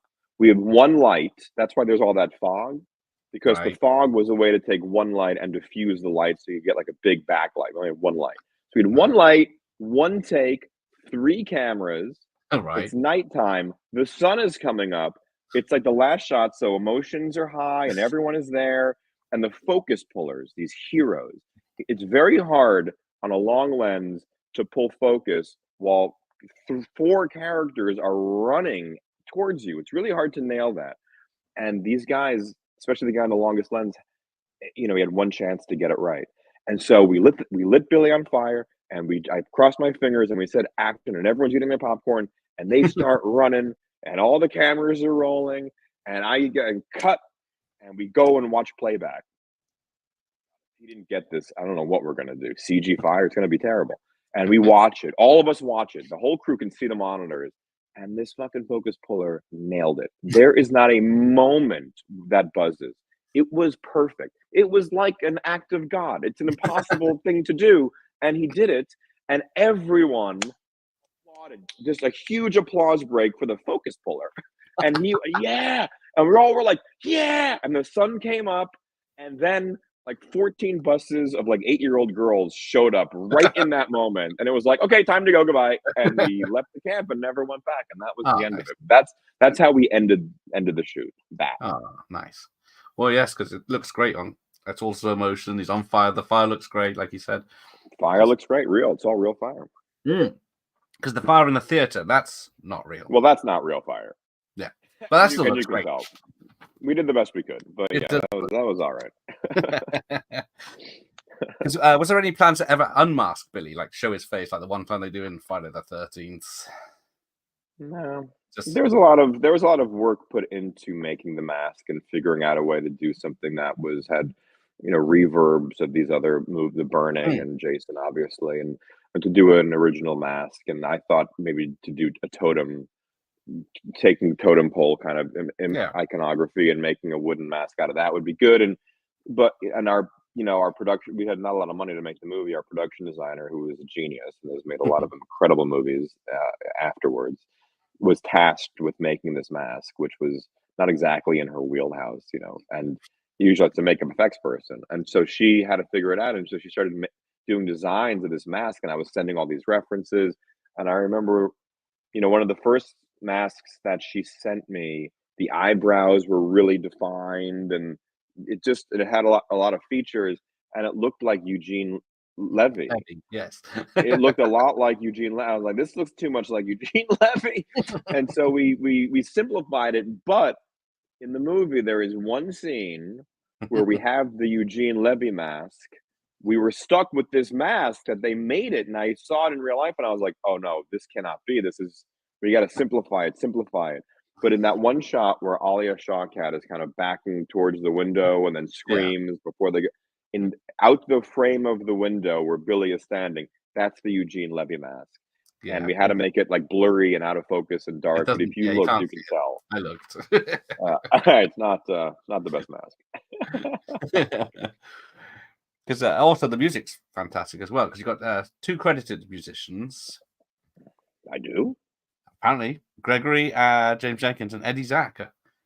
Who the fuck is it? Oh, who's Eddie Zacker? I don't know who Eddie Zacker is. But that was on IMDb, so I guess it's probably one of those fake things again. Greg Zacker. No, Greg Jenkins did the music. Maybe Greg had this other person help with something or other. Yeah, I listened to the soundtrack earlier, right? Yeah, Greg is, and it's on Spotify, and it's really wild. And Greg, I'm kind of extemporaneously answering. When I go see Q&As, I get so annoyed when the filmmakers do like a 2-sentence answer. I one time saw William Friedkin do a Q&A, and there was one question, and then he talked for 2 hours, and I was like, "Oh, great! This is what I want. I just want to hear, just tell me. I just want to hear you talking. I don't need these you to act like you showed up at a Q&A to not want to answer questions." So the thing about the music is that our post process. I'm just going to keep on doing this. The post process was really intense and unique. The movie was shot very quickly and I had hired this editor who had made a lot of really good indie movies, but she couldn't keep up with the footage. I was shooting a lot, and it was very technical, and it was going to be a post heavy kind of a thing, and I was doing like 55 setups a day. Like, it was just tremendous effort on our part, and these sequences were designed like little perfect machines, and I needed an editor that knew how to put that stuff together. And I could just feel that she was struggling.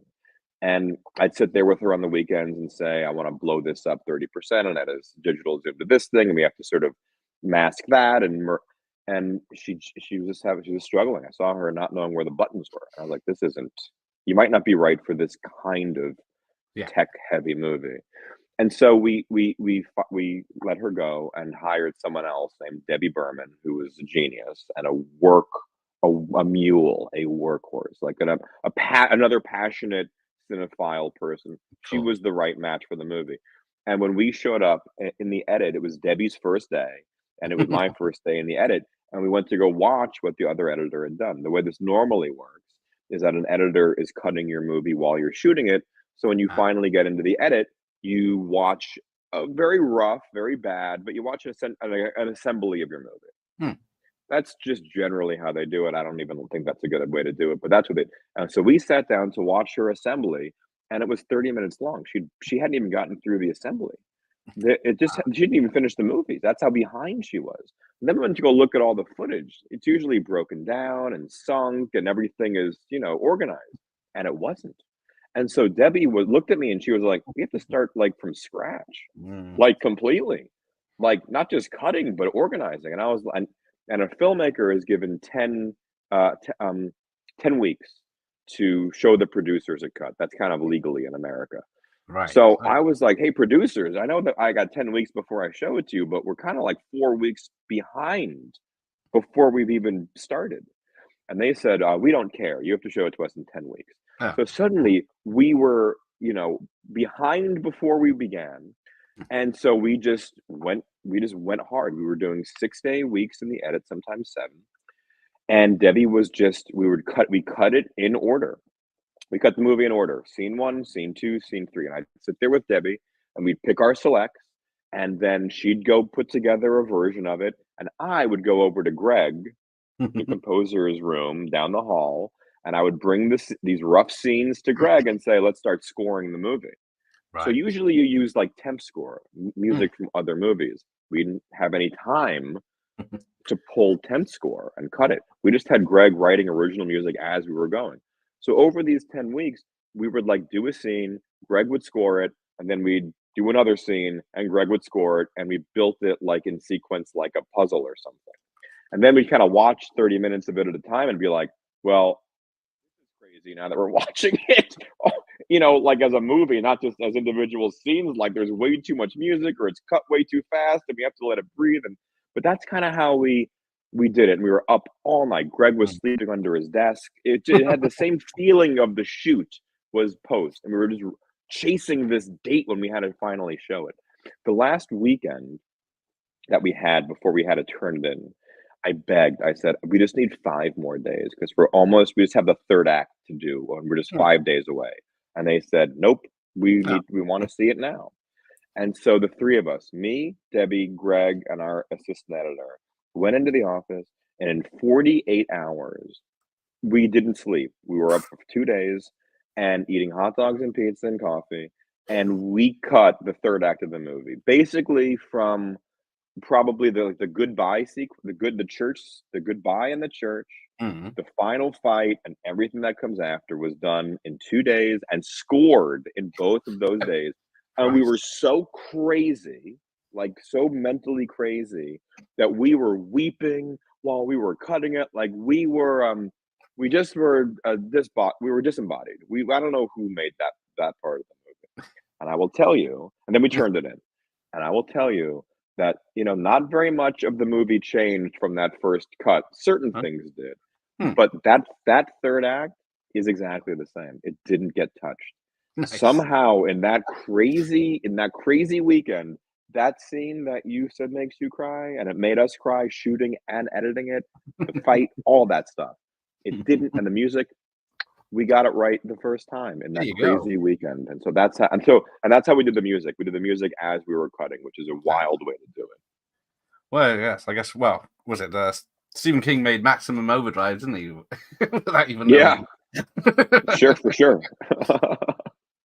But that's what I like to say. Ian says, yes, Debbie sounds like the kind of person we all need on our team. Oh, Debbie Berman. And then, Debbie did great. Debbie, after Final Girl, she ended up cutting Black Panther. Nice. Pretty good. A lot of civil look. He also says, definitely a clever concept. I wonder if it inspired the 80s revival that would continue with Stranger Things. Say, I don't know if it directly inspired any of that stuff, but one of the things that was heartbreaking for me, for a lot of us that made the movie, was that we were just, a lot of the articles that get written about the movie ahead of its time, they say ahead of its time. And that's such a nice thing to say, but at the time it wasn't so nice, because it, if we were 2 years later and this movie got released on Netflix, the movie could have been like Stranger Things, and a horror comedy, that tone, that was more, Happy Death Day, I think, probably. There are enough things that sort of feel like they're cousins or a little bit related to the meta fun part of Freaky, like some of these movies. And Stranger Things, in some way, and it does feel like we were ahead of it in a way. And that, who knows, if someone told me once that it's better to have influence than success. And the example is, the Velvet Underground didn't sell a lot of albums, but anyone that bought one started a band. That's a good way to put it. Like, maybe the Final Girls didn't make $1 bajillion, but people that see it get inspired by it, and they go and they make stuff. And That's kind of an amazing. That's amazing. Yes, because like Monster Squad was the same, wasn't it? Died a death. Yeah, for sure. On its release, so they're expecting a massive release, and for sure. And then, and I love that movie. Exactly. For sure. It took 20 years. And it keeps on going. Who knew it was how popular it was with the people that know? Because the professor's here. He's seen The Final Girls twice by himself, twice with some friends who really dug it, and after 4 times, I still like this awesome flick. Well, there you go. Well, great. I've seen it 100 times. I still feel the same way about it. Now, you did Harold and Kumar in 3D. Was there any talk of this in 3D at all? Oh God, no. There was no money. There was no money. There was no money. There was no talk of it in 3D. One of the anecdotes is that it was very hard to get the money for this movie. And it was originally written to be R and very bloody and very gory. Yeah. But we couldn't, there were a couple of financiers. One of the financiers said, it should be PG-13. We'll give you the money if it's PG-13. The problem with the R is the blood, but perhaps you can make the campers aliens and they bleed blue blood. And I thought, well, I got to get out of here. This meeting is for sure over. You're not the right person for this. That's a crazy thing. That's a crazy pitch. What are you talking about? What?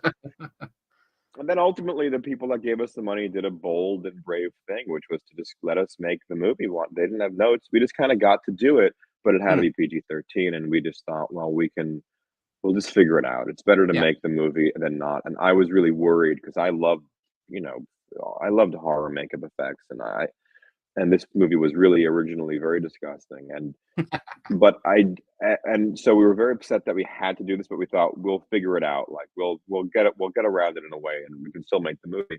Yeah. And then I always sort of say and felt pretty directly, even when we were editing, that one of the things that is so effective about the movie is the emotion in it, and that you feel the deaths, like you feel it when Nina and Alia die. You can feel the audience stop laughing. Everyone's laughing, ha ha, what a funny movie, ha ha. And then they die, and kind of you stop laughing.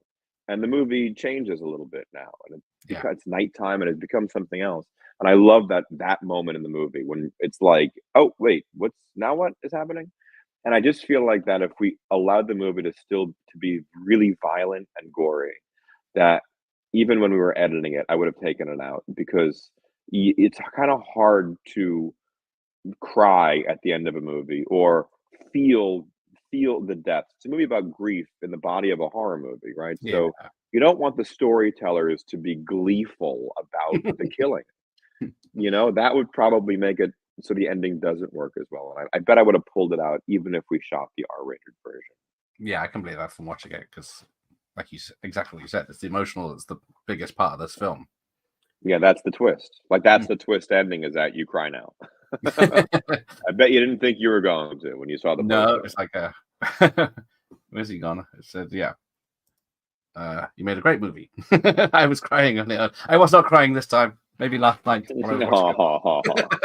No, one of the beautiful things about it is that, I've made a few movies, but this is the one that people reach out to me about the most.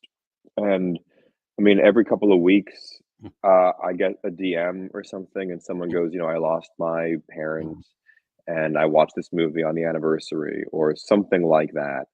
And I wouldn't, even when we were making it, I wouldn't have said that was what was going to happen. I mean, that wasn't even the intention. It was just to sort of process our own feelings. But it is really amazing that it resonates for so many people. And I was worried the horror community would reject the movie because it was so tame in certain ways. It's not that scary. It's certainly not that violent. But it was so embraced by the horror community because it is so heartfelt and such a love letter, and that was incredibly consoling in the time after the movie came out. Was like was it Friday the 13th remake in 2009? It was just like full of people you really don't like. So well, like Final Destination works because you're just like, who cares about these people? I just want to watch them get killed in the most interesting way. And I love that. Like that's fun, But this was just different. Like, I just feel like if you were like cutting off heads and ripping out spines, and then 20 minutes later you're like, you're a movie. I'm a movie star. It just wouldn't. I just don't think it would have landed the same way. No, because I saw the was it one of the premieres or interviews? The cast and crew were on stage, and how most of them don't like horror films themselves, but they wanted to appear in this one. Yeah, that was South by Southwest. So we were the opening night at South by Southwest, which was a thrill. And I had seen Drag Me to Hell premiere there a few years earlier with Sam Raimi, and I thought, wow, I cannot believe it. And that audience was just so. I was in the audience for that one, and it was like literally like being on a roller coaster. Like, people were standing up, running around, screaming. It was applauding. It was a thrill, and I was excited to see what would happen. The whole cast and everyone came, and the room exploded. I mean, it lit up. It was the same feeling. It felt like a party. Like, it had the same energy of a party. Like, people were screaming, "Oh shit!" Like, someone screamed in the middle of the movie, "This movie fucking rocks!" Someone said that. I was like, "Oh my god, this is so cool!" My mom was there. I was like, "You hear that, Mom?" But it is true. We all got up on stage afterwards, and we were trying to sell the movie that night. That's what we were trying to do, but it didn't take. Even though the reviews were great and the room was great. But it is true that a lot of the people Mark and Josh are horror junkies.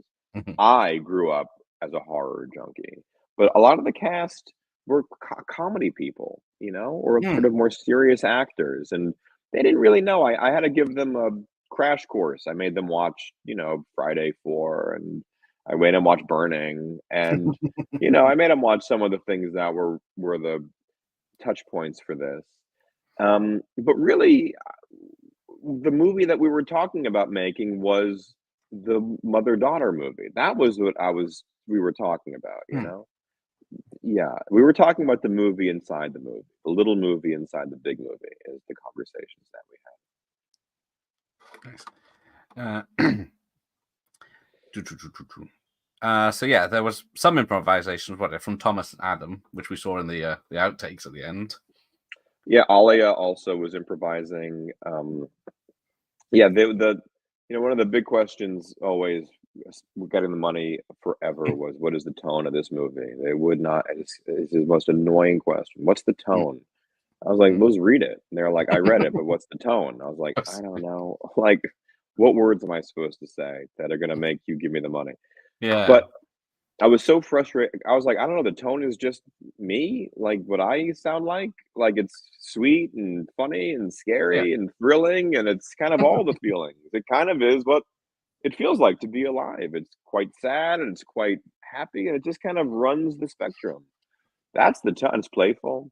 Anyways, I just thought that I would stop getting that question if you could feel the tone in the cast. Like, if you could see the poster with all those faces, you'd be like, oh, I kind of get this. So, like, Adam and Thomas you see them and you go, oh, this is a funny movie. That's funny. Mullen even kind of is like, yeah, that's a funny movie. But then you see sort of like Thaisa and you go, oh, what is this, a drama? It's like an indie drama. And you see Alia and you go, oh, it's like cool. It's like a cool indie movie, And then you see Alexander and Nina and you go, oh, it's like what, like a melodrama? Like kind of a teen melodrama? Oh, and then I was like, yeah, that's the tone. That's the tone. It's like a cool indie movie that has a bit of sort of emotional melodrama, and it's also very funny, and it's also quite grounded in moments, that central relationship. And I thought, well, that's the tone, and that's the cast. But the improv did go primarily to Thomas and Adam and Alia, who are brilliant improvisers and had never been in anything together. And watching them, you see it in the outtakes, but there was just a tremendous amount of that stuff, and them trying to make each other laugh, which is the greatest. Yeah, because I was mentioning at the end when watching the outtakes that I could never keep a straight face if I was an actor in front of most of those guys. Oh yeah, it's a beautiful feeling to be a filmmaker sitting behind a monitor, watching people like that trying to crack each other up, but really trying to crack you up. And you're not supposed to do this, but I always laugh. I ruin takes. I laugh loudly. and sometimes it annoys actors, but I think it generally just gins them on to be like, oh my God, we're so funny that they're breaking back there. It just kind of gives confidence, like just keep going, keep going, keep going. And you sometimes you get something really sort of special, unique out of that. And a lot of that stuff ended up in the movie for sure. So you're not a tyrant on set with your horsewhip and I'm a tyrant. I'm a tyrant on set about my shots. I am a tyrant on set about executing the plan, the movie theater, booby trap. I mean, the sequences that you see that with the camera moving and the way that those things are all hyper designed.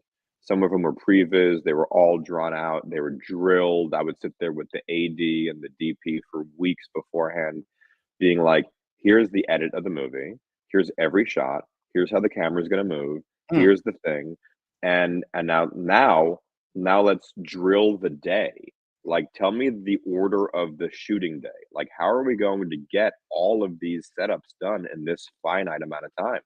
So you're telling me that I have 20 minutes to get that, and then 15 to get that. But between the first thing and the second thing, how are we going to get to the second thing as fast as possible so I'm not losing time on the setups? How can we? So just that kind of conversation was happening about everything all the time. The story that's really insane is Operation Booby Trap. That's that scene where the camera's spinning all over the place and everyone's dying and it feels like a panic attack. I was very obsessed at the time with using motion control cameras, which are they're like sort of robot cameras with that you can repeat. You can program the moves and they move a camera around like kind of the arms that manufacture cars. It's kind of that. Yeah. And I was very obsessed with using that technology because they could do impossible shots that felt very emotional to me. Like the way that camera is moving feels like what a panic attack feels like to me. Okay. And it's fucking cool. I was like, can I build a whole sequence out of that? And that is an expensive piece of technology and it's big. It sits on a track. It's got a big arm. It takes two operators and they have a big sort of huge hard drive battery. They have a whole thing.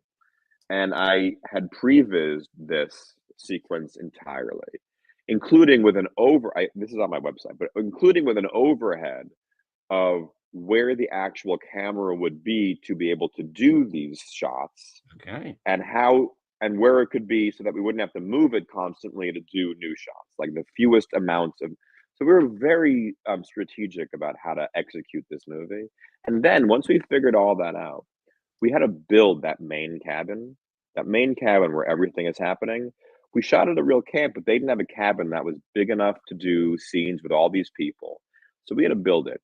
And the deal was if you build it up to code, the camp will keep it and they will split the cost. And we thought, okay, that's a pretty good deal. So then the cost of building it was all about labor, time, and like wood, like how much stuff are we going to need to make it? And I said, we built it within an inch of the space we needed for that motion control camera. So we knew exactly how we needed the arm and the thick. We're like, just build it. It's got to be this wide. Just give me 1 inch for the tracks. And then it's got to be this long, 1 inch for the thing. And that's how big the thing. So we built that cabin to house that camera. We backed into it. Nice. And the cabin stayed standing for 4 years afterwards, and then it fell apart. And now it's gone. I was wondering what happened if it's still there. Yeah, the cabin's gone. Oh. But the canoes are still there. But that's how we did a movie that was just small budget, but it still looks quite polished. Okay. Because in the UK we don't have any camps like that. We don't have summer camps or anything because mainly for the weather. Did you ever go as a child? You don't have summer camps? What do you do in the summer? Nothing. Watch TV. I've been in the UK. It's warm in the summer. It's nice in the summer. It's usually raining over time, but yeah, we have about 3 days of sun and then 4 weeks of rain. Brother. Yes, I did. Well, I was this nervous child, anxious, and so I never had the courage to go to sleepaway camp. So I went to day camp, which is basically camp school. It's like you get on a bus in the morning and you come home at 3 and you do activities and then you come back home at night. And so I did that for a couple of years, but I didn't have the courage to go away from my family. I like my family. Let's say, because where is it? I can't find it here. Because Sleepaway Camp, when it came out in the UK, was called Nightmare Vacation. So, because no one knew what a camp was. You're like, what is that? And as Ian says, we don't have summers. We don't have summer. Well, we have some. It seems to be summer is now. Was it April, May, June? Very funny. But I didn't see the comments. Oh, I should be looking at the comments. I'll highlight it. Stephen King and Tarantino are vocal fans of this movie. They sure are. That happened pretty soon afterwards. Here's the Tarantino story, which is really a fucking nightmare for me. So the movie went to a lot of great festivals, and it was, the reviews were really, really great. But I knew that the release day was going to be a bit of, we're in only a handful of theaters, and it was going to be a kind of a VOD. So it was a bit of a complicated experience. It was a thrill to get it out there, but it was also much smaller than we were hoping. In Los Angeles, it was being screened at the Vista Theater, which Tarantino now owns. But I was not in Los Angeles. I was in New York at the New York premiere, which was because there was New York Comic-Con. So I was at Comic-Con with Malin Ackerman. So I was like promoting the movie at Comic-Con, and then I was going to go to the New York premiere, which was at a movie theater in Times Square, which is not glamorous. It's a fucking nightmare. And it was, and there was a bed bug outbreak at the time in movie theaters in New York. So even my friends and family did not come. So it was sad. So I did Comic-Con. I was exhausted. I did press all day, and then I went to this terrible theater, like 8 stories up in Times Square, with a half-empty room because everyone was afraid of bed bugs, and did it. At this, and then afterwards, we went to Dave and Buster's, which is like a shitty arcade, and I was there with like my mother and like my aunt. So that was what my premiere day was like. Meanwhile, across the country in Los Angeles, the whole cast, the whole crew, a bunch of friends went to the Vista, which is this great old theater, and did this raucous screening that felt like South by Southwest. And then everybody was texting me, holy shit, Tarantino showed up for the 8 o'clock showing alone. He's sitting in the 4th row and he's pumping his fists and like applauding for the movie. Like he's so into it. And I was like, oh my God, what am I doing playing skee ball with my mom? This sucks. And then everyone got to hang out with him after the movie. And he continues to be a vocal. He screened it at New Beverly. And so obviously it feels great. Like it's thrilling that he has seen it and that he likes it.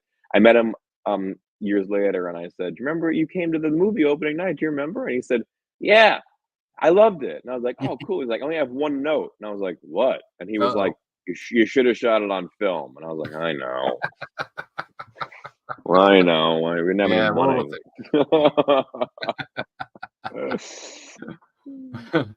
And yeah, you probably always get this question, but yes, very entertaining film, but it never got the sequel. Yeah, we not only would we have loved to, we tried. Mark and Josh had a good idea for a sequel.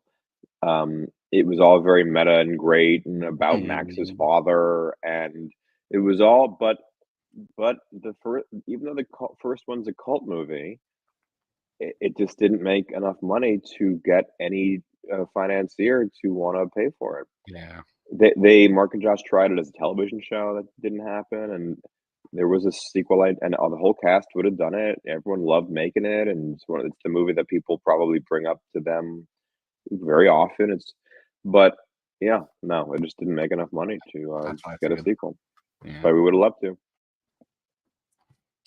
I figured as much, because despite winning, at least 7 awards and 15 nominations, and great stuff. Yes, I know.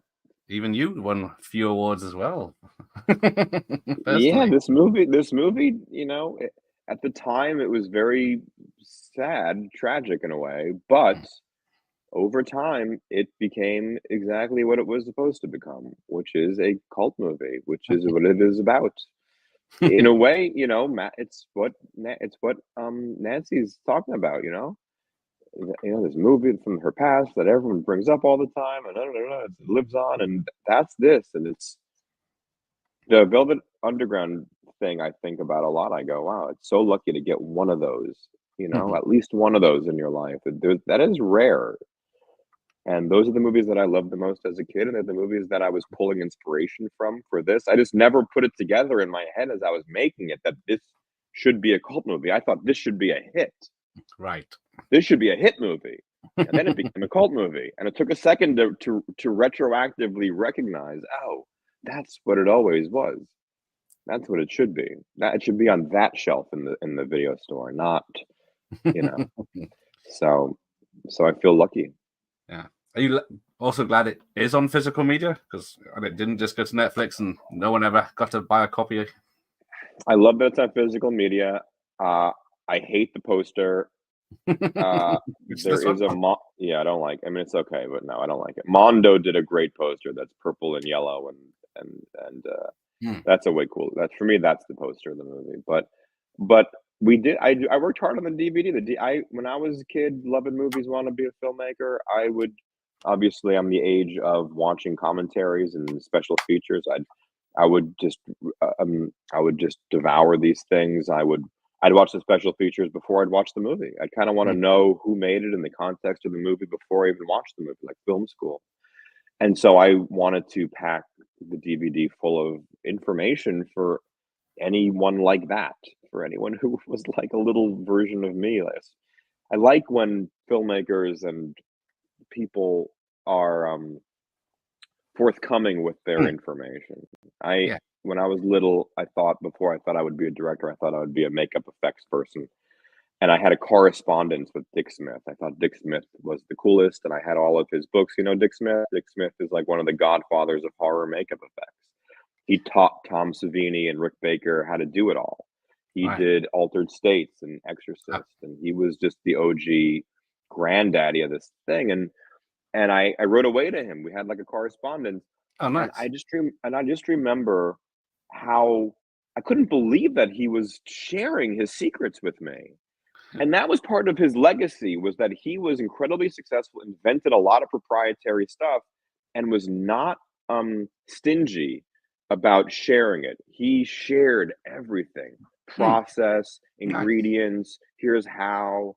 And it was really generous. And I remember being on the receiving end of that and thinking, God, that's the legacy as a teacher, to share your stuff, not to have this proprietary blood recipe that no one can have it because I figured it out and it's mine. I thought that is kind of gross.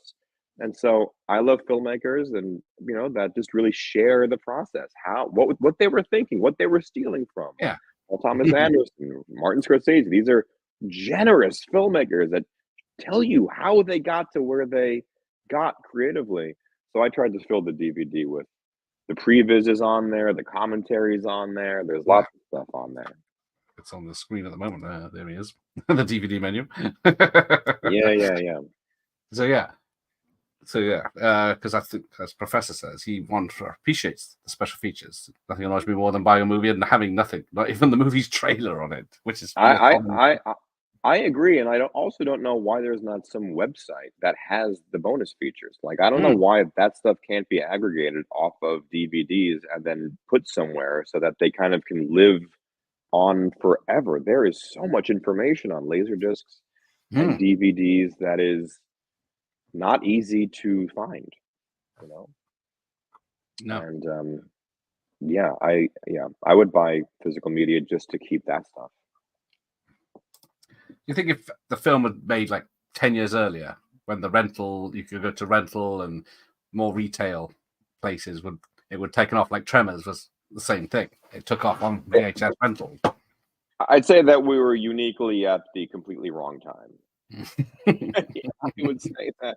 Yeah, probably if it was 10 years earlier, it maybe would have become, sort of viral on physical media, kind of shared, and have you seen this thing? And and if it came out 2 or 3 years later, I imagine, I mean, who knows really, but if it was on Netflix 3 years later, when Netflix streaming was really a thing, I bet it could have taken off in that way also and been shared. But it just was in this weird nether region where streaming was nascent and physical media was all kind of on the outs, and it was just this weird little limbic moment. So yeah, but a few years later, maybe we couldn't have gotten it made, and a few years earlier, maybe we couldn't have gotten it made. So who knows?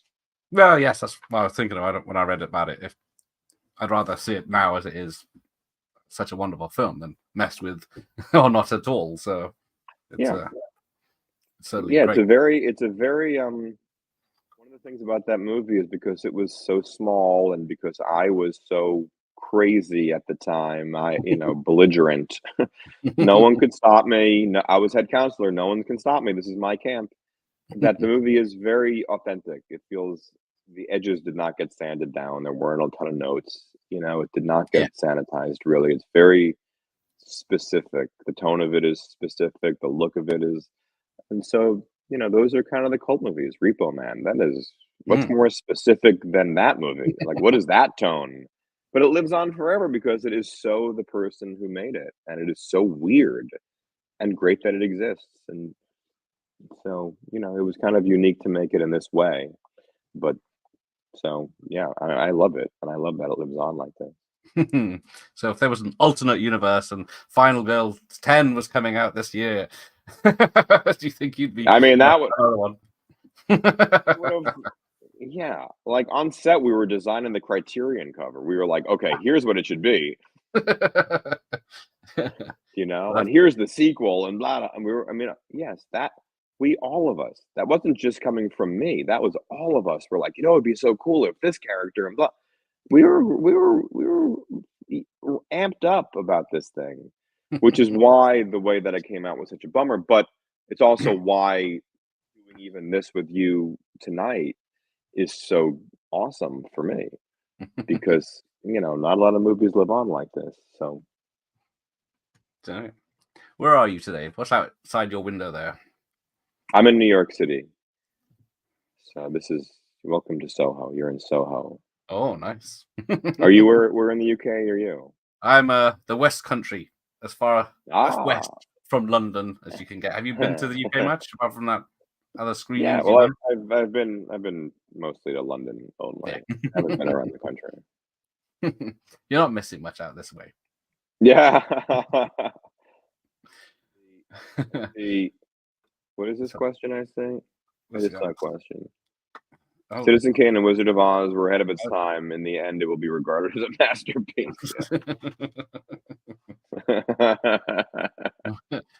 You're a raconteur, so yes. Thanks, Ian.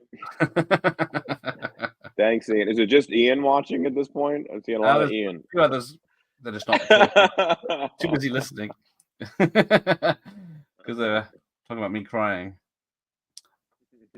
So Andy says, "We're not worthy." No, it was a surprise. What do you mean? You've been hounding me for weeks about this. Well, I like to surprise my audience. They didn't know. Teach them a lesson. No, I mean, the truth is that when the movie came out, I was so sad.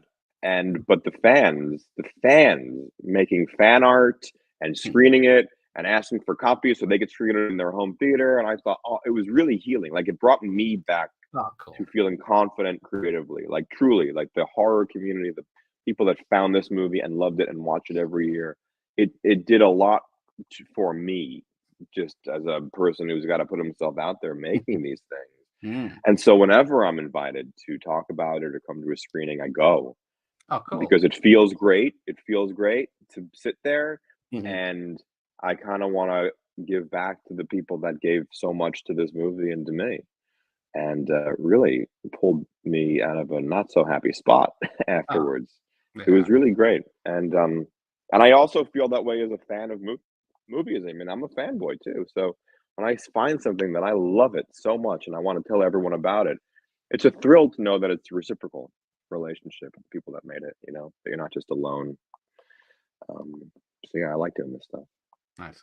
Do you get to talk about the Final Girls in like the summer months, and then Harold and Kumar come Christmas and No, no one cares. No one. I'm telling you, like I've made a lot of stuff, or some. I mean, I've made some stuff. This is the one. This is just the one. Okay. Something about this one. It's probably because it's the most authentic. That's probably the lesson. It's just the truest one. It's the most personal one, even though it's in this meta wrapping and genre wrapping. It is the one that feels the most like me as a person and me as a filmmaker, and certainly visually, it's the one that's the most flamboyant and ferocious. And it's the one that people bring up the most in all aspects of my life. I mean, when I get into an airplane and someone's like, "Oh, you're a director. What have you made?" And I sort of list the movies. No one's heard of The Final Girls. But so that's part's annoying. But like, in Hollywood or whatever, if which movie, oh, I've seen Final, that's the one that's referenced the most. And I don't know why that is, but my assumption is because it is the one that is the most unique and truest. The one that feels the most like me as a person, probably, and the least like a job. So were you into the 80s horrors when you were growing up? Or you were? Well, I was a kid in the 80s. Yes, born in 80. But I was mostly, I mean, my whole story is like I grew up in Queens, New York, and I grew up in an apartment building. And I was obsessed with movies from when I was really little, like 3. Like I just was obsessed with movies. Like my mom's favorite story about me is that when I was little, like back like a toddler, on Fridays I would scream and cry and freak out. And the only thing that would calm me down is if she put me in a stroller and took me to the movie theater, just because I knew there would be new posters and new words on the marquee. I wanted to see the new pictures. And I don't know what the fuck that is. That was unconscious. There's something, I don't know something was in me. And I just loved them. And I was all I cared about was movies. All I could remember was shots. I could watch a movie and tell you every shot. Some people are like that with, I don't know, but that was me. And I begged for a camera and I got one eventually. And then I grew up next to a video store. And so when I was in junior high school and high school, I thought, well, my job is to teach myself how to make movies. So I'm going to make a movie every day after school from 13 to 18. That's how I did that. And I'm going to try to watch every movie in this store. That's what I thought. I thought my job in high school is going to be to watch every movie in the video store. And I just started and I'm not going to choose anything. I'm going to start on the left side of the store and I'm going to watch everything until I get to the right side of the store. And that was my plan. Nice. So, but the movies that I really gravitated towards were the ones where you could feel a filmmaker, because that's what I wanted to be. So as much as I thought Ghostbusters was cool, I thought Hudsucker Proxy was way cooler, because I was like, what are these shots? What is this? I've never seen anything like this. So I would be obsessed with the cinematic language of filmmakers. And when, like I love Billy Madison, but again, like when I saw Lair of the White Worm or something like that, I was like, oh my God, what? Have you ever heard of this? Like, what are these images? What are these camera moves? What is this tone? Russell. Yeah. And so, and that's what I watched everything, but I really like it made an impact on me when I would see some visual language, some grammar. Every filmmaker is their own language, and you could build your own language out of the grammar of theirs, And I thought that's interesting. And so I would just find things, when I found Dead Alive or when I found Evil Dead when I was 13, like everyone, you just go, what the fuck? What is this? And then you get obsessed, and you try to, then I would go into my room with my camera and try to replicate the sequence I saw in the movie. I'd be like, okay, I can see it in my head. I'm going to draw it out, and then I'm going to do it. And then I'd watch what I made, and I'd be like, well, this is not the same. There was something lost here. I saw it, I know it, and I tried to do it with my hands, and it's not the same thing. And that's how I taught myself. I just tried to skinny the abyss between what I saw and it coming out of me until I could get it pretty close. And then you just sort of borrow other people's languages until yours kind of develops. And that's what I was like. So the movies that I loved were genre agnostic. They were the ones where you could sort of really feel filmmaking, That's what really got me going. Sounds like a Dario Yes, Argento fan. of course. I mean, you just go down the list. I mean, plus it was like the late '90s, so music videos were a big part of it. Also, that was part of what was in my mind.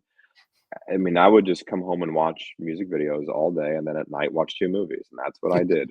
Sounds fun. And yeah, it was the best. And then I'd get like David Fincher's commercial reel or Michael Bay's music video reel, and I'd watch them frame by frame on my DVD player and be like, so what is this shot? It's moving left to right. It's low angle. It's 7 frames. That's pretty short. And then there's another shot, and it's moving right to left, and then it's booming, and it's 10 frames. And then there's another shot. But when you watch it all in motion, you can barely tell what it is, but it's moving so fast that you feel this propulsion. So I started to think like that, you know. And then when you start to shoot something, you're thinking about editing. So you're like, okay, so I'm going to need these 3 shots. They're going to last 7 frames, 10 frames, and 12 frames. I got to get those shots so I can create this blur of motion. And that's why you show up on Final Girls one day and you have 55 shots. Shoot for the edit. Exactly. Truly. And yes, I am a fan of Dario Argento. And yes, I did write a mindfulness book for kids. Oh, nice. It's not all slasher films. No. So I got one more question. What are you up to now? I'm writing a lot of movies. And what am I up to now? Yeah, I'm writing my way into the next movie. That's my plan, you know. Perhaps you've heard that the movie industry is not as fertile as it was maybe 10 years ago or even 7 years ago. Oh yes. So it's challenging. It's really challenging out there. And but I've written, I mean, the thing that I'm the most excited about, I just finished it, and it's another horror movie. And it feels like it's not Final Girls, but it feels like it's in the same kind of it's as loud and noisy as Final Girls. It's a horror movie about rats in New York City, and it is gross and funny. I was just watching Graveyard Shift before I started this. Yeah. And it's weird that there's not. I know Willard, and I know that there's never been like a creature about rats, and like a true one. And Yeah. so it's a unique tone like Final Girls, and where it's got some feeling, and it's a funny, and it's kind of a bit a little subversive, and a little, you know, like the movie knows what it is, kind of a fun thrill ride. It's not so serious, it's not so dark, but yeah, man, rats running around New York eating people, it's fucked up. Yes. And that is that's the one that I'd like to make the most next. I was gonna say, because I had Alex Cox on, who directed Rupert Man a few months ago, and he's making his last movie now. He's filming it in the desert somewhere western, but he's done it by crowdfunding. Is that something you ever consider? No. I mean, unless I really have to do that, I feel like that's not. It's amazing Alex Cox couldn't get the money. Jesus Christ. Yeah, Gremlins. Yeah, Gremlins too. That's close. It's close. You know what it feels like? It feels like a Ghostbusters John Carpenter mix. It feels closer to like Big Trouble Little China. Like it's really bananas. Oh, awesome. Yeah. It's the Gremlins 2 is great. It's maybe a little bit less zany than Gremlins 2. but yeah, New York growth for sure. Nice. So I thought you were going to say Alex Cox is working on a movie about rats, and I was like, oh yeah, he's in New York. Uh-oh. He's in New York. He's out your window. I say, they say that like stuff from the 80s can't be made now, but your film's like just about 10 years old. Do you think it would be made the same way if they made it today? Do you think they'd be putting it through a filter? I don't know. I mean, you know, movies like Happy Death Day and Freaky that are kind of blending genres. I mean, Michael Kennedy writes those. I know those guys. And those movies work. I mean, again, if Final Girls was made a Blumhouse with a universal distribution plan, maybe it could have worked in the same way. Like Happy Death Day got a sequel. Like, yes. But yeah, I mean, I don't think that Final Girls is unmakeable today. I mean, I don't know. I don't know. I mean, I have no idea really. I don't know. Those movies feel like they're not so distant in terms of tone, and people like them and they work. Yeah. And so maybe Final Girls could have gotten made. I think the real answer is that I don't think that I could have made it Right. today. I think that was just I mean, that's kind of the situation with every filmmaker or artist or whatever. That's just some nexus point of like where they are and then what project lines up with who they are at that time is part of the magic of what makes it work or not work. Magnolia was like one of my favorite movies as a kid because it was just so full of feeling and I just loved that movie. And I was the perfect age. I was like 17 or 8, 19 or something. I was just the perfect age for a movie that was that, ferocious and out there. But, you know, that movie, that was a nexus point of him being that full of piss and vinegar and arrogance and cocaine and confidence, having just lost his father. Like Yeah. the fact that he was given free reign to do whatever he wanted to do, that he was that full of feeling and sadness and anger and every feeling, and that he had made 2 movies that worked, and so he was given the ability to make it, is why that movie exists at all. Mm. If I had the Final Girl script 13 years after my father died, I don't think it would have been as close to the surface for me, Yeah. And I made it early in my career, so I was still, um I hadn't been heartbroken as many times from professional filmmaking, so I was Yeah. still pretty pure of heart, And so I think that feel and all the actors too, there was no one cynical. There's nothing cynical in that movie Mm. because no one that worked on it was cynical because everyone was so young, you know? And that's just part of the magic of it. So, I don't think that we could have made it the same way now, but there's the things that I wanna make now I couldn't have made then, you know? I wouldn't have Yeah. been mature enough or wise enough or something, so it's that.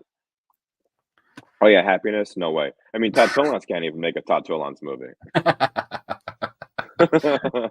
I was just gonna say because I watched Final Girls and Totally Killer on the same night because both. Yeah, yeah, yeah, oh, well, boy, totally, yeah, right. I actually haven't seen that movie, but it's not the same, is it? Or is It's it the not. same? It It's more jokey. It's not. Doesn't have the emotion. She is trying to save her mum, but it doesn't have the emotions that yours does. But it's just more. or the meta stuff, No, right? It's not really, yeah. it's just more Yeah, jokes like the 80s. it sounds like it's the same, but it's not the same. No, it's not.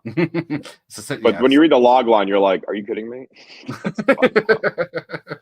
And I know the Blumhouse people know Final Girls, but it's not the same. It's No.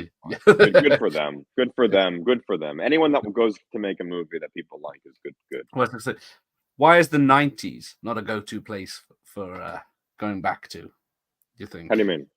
Well, your film and that film went straight to the 80s because there's a lot of stuff to talk about, I guess, or jokes to be made. But the film Well, different.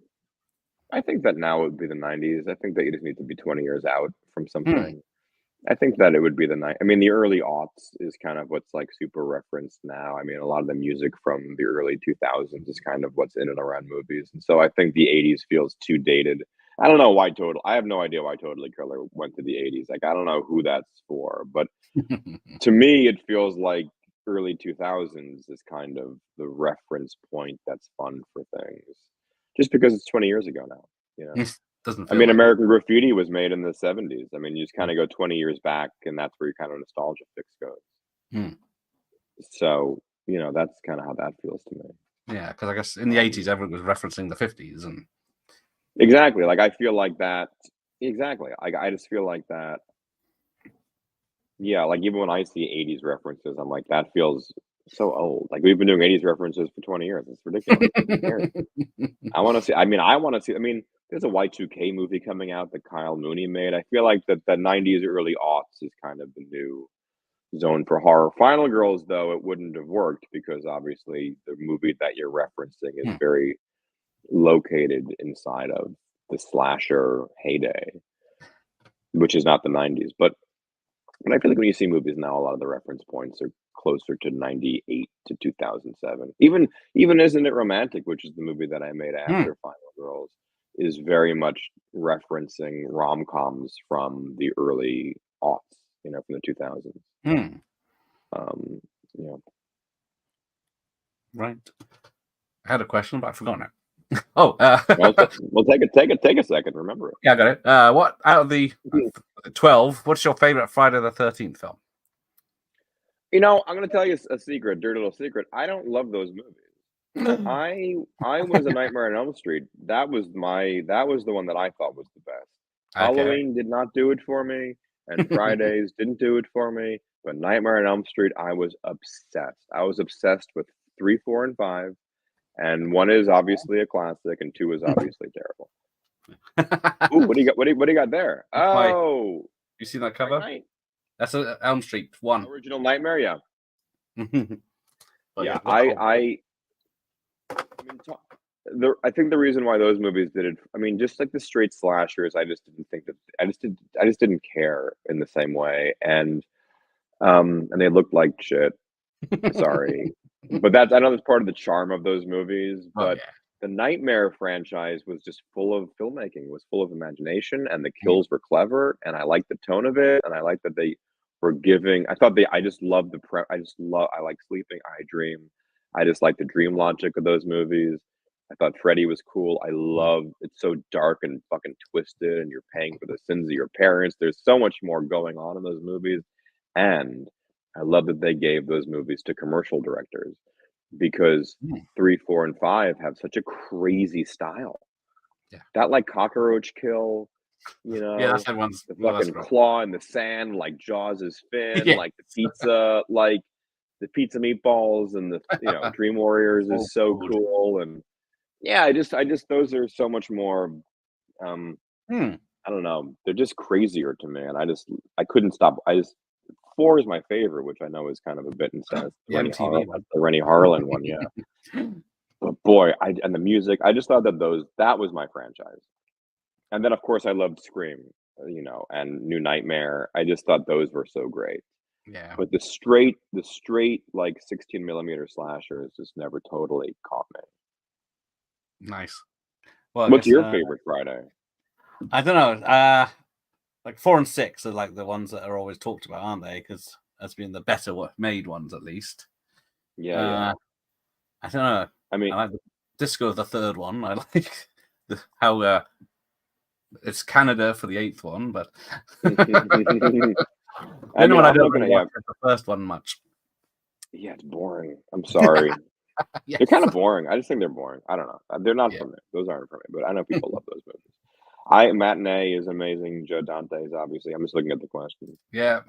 What kind of slasher does Todd feel works better in movies? Silent killer or a wisecracking one?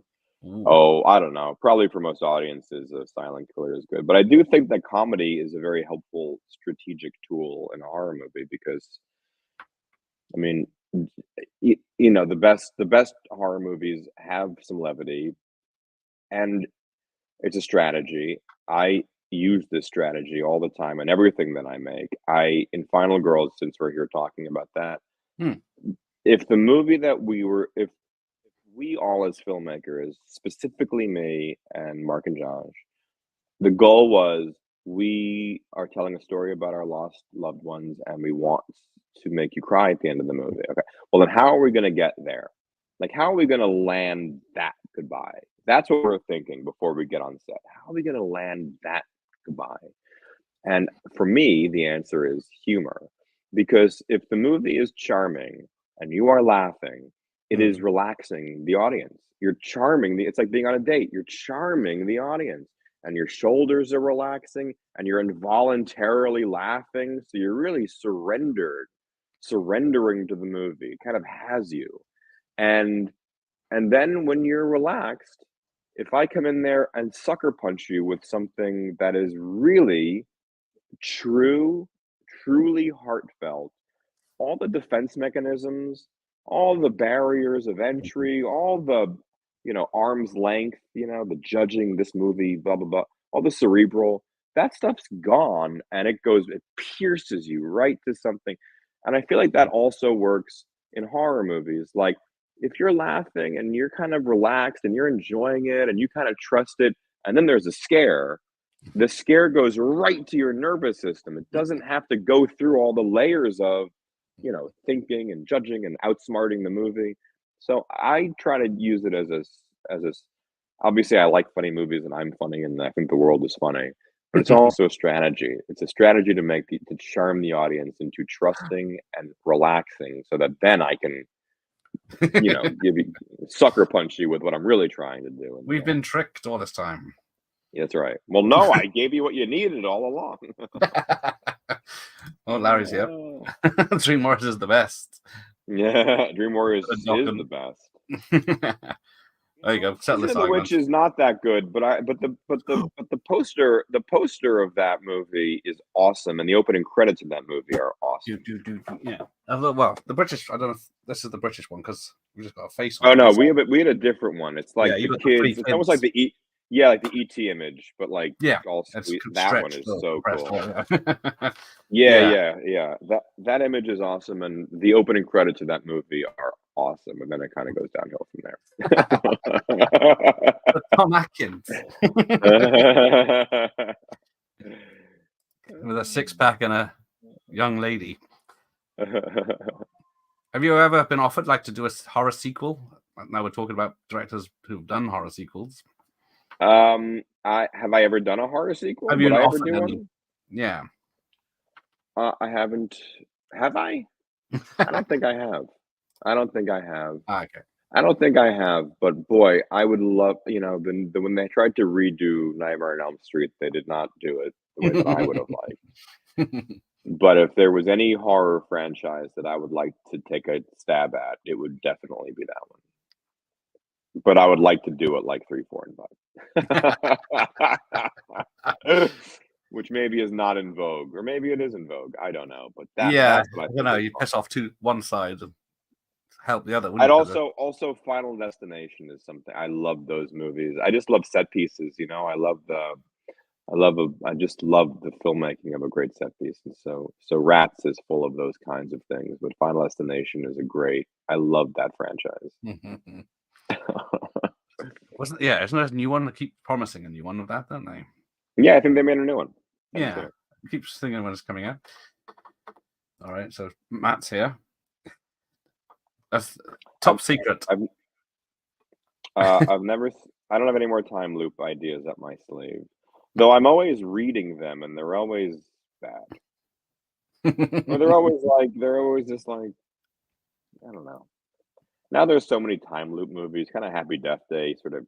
Oh yes. Why even do it again? They kind of just did it. I don't know if I read. Was there any plans to have a very happy ending, but bringing the mum character back with some sort of weird time-changing event in the film? Was that ever discussed? No, that was not discussed, but there was a different original ending that we shot, which I think is on the DVD. The original ending was sadder, actually. The original ending, scripted and shot, was the same as it is now, except that when they escape the movie, it's just Max and Ludwig, Chris. It's just those two that are in the hospital, and they're the ones who have survived. Everyone that died in the movie really died in the movie, and it's just them left. And then they're in the hospital, and then they're in the sequel. So that was the original ending. Right. And what we found, we did like one test, I think, one sort of focus group test, which are harrowing, and we learned some stuff. But what we mostly learned, like if your movie scores below like 85 or 80, usually your problem is in the end, is your ending. Like people like the movie, but if the ending doesn't quite stick it, or the ending's a bit of a weird, funky feeling, you get lower scores. And we could tell that people liked the movie, but for some reason we were in like 78. We're like, what's going on? And what we figured out was that people had fallen in love with the friends. They just liked them, and they did not like that they all really died. And I was like, how much do I care if the kids died or didn't? Like, the mom can't come back because that's going to feel like a cheat. Yeah. But the friends, who cares? Like, bring the friends back. They're all going to be stuck in the sequel anyway. Exactly. So that's more fun, actually. And so I thought, okay, that doesn't seem to betray anything that's like too important. So we reshot the ending to bring the friends. So you could get one more moment with them. We could have Max see her bracelet, which is Mm. just to land it a little bit more, and then sequel joke, haha. And that's what we did. So that was really the only change. That was the only reshoot we did, just to change that little bit in the end. Okay. All right. I'll wrap this up in a second. But yeah, have you ever seen Paper House? I think it's a British film from the 80s. I haven't. What is it? I'll look it up. Yeah. I think I saw it way back in the day. Ooh, this is cool. Bernard Rose, who's that? That's him. Isn't he the one that did Candyman? Dark psychological drama. Ooh. Lonely child begins Yeah, to he did inhabit a Burn world a of Rose draws from in her sketchbook. Oh, this looks cool. Fun night for you. 88. Yes. Great. I'll watch that. Hey, thanks, Ian Grant. Right. The most active man on the chat. He's a good lad. All right, it's close to midnight here, so I'm gonna get ready. Oh yeah, you're gonna love the shots. There you go. Great. I love shots. I can't wait. That sounds good to me. So I will thank Todd very much for turning up for this. It's been Thank you very much for inviting me. Thank you very much for screening it. Thanks for keeping it alive. Oh yes. Well, thanks to you and everyone that made it. Is there a survey questionnaire to get the right kind of people? Yes, there are. Well, it's not an exact science, but it's like if you like movies like A, B, and C, then come to check this out. So they try to figure it out. But a movie like this is complicated because it's like, do you like horror movies? It's not really a horror movie. It's like, do you like comedies? Well, it's not totally a comedy. Like, do you like melodramas? Like, it's not really so like it was not easy for them to recruit, but they brought in young people. It's like, is this movie for guys or girls? It's unclear. I don't know. Like, it's kind of about mostly women, but it's a horror movie that's guys. It confused everybody, which is probably what's good about it and what made it harder. Right, I will let you go. Thank you very much. Thank you. Thank you very much. Happy Halloween. All right. Oh yes, indeed. Happy Halloween. All right. Bye, everyone. Okay. Bye. Thank you.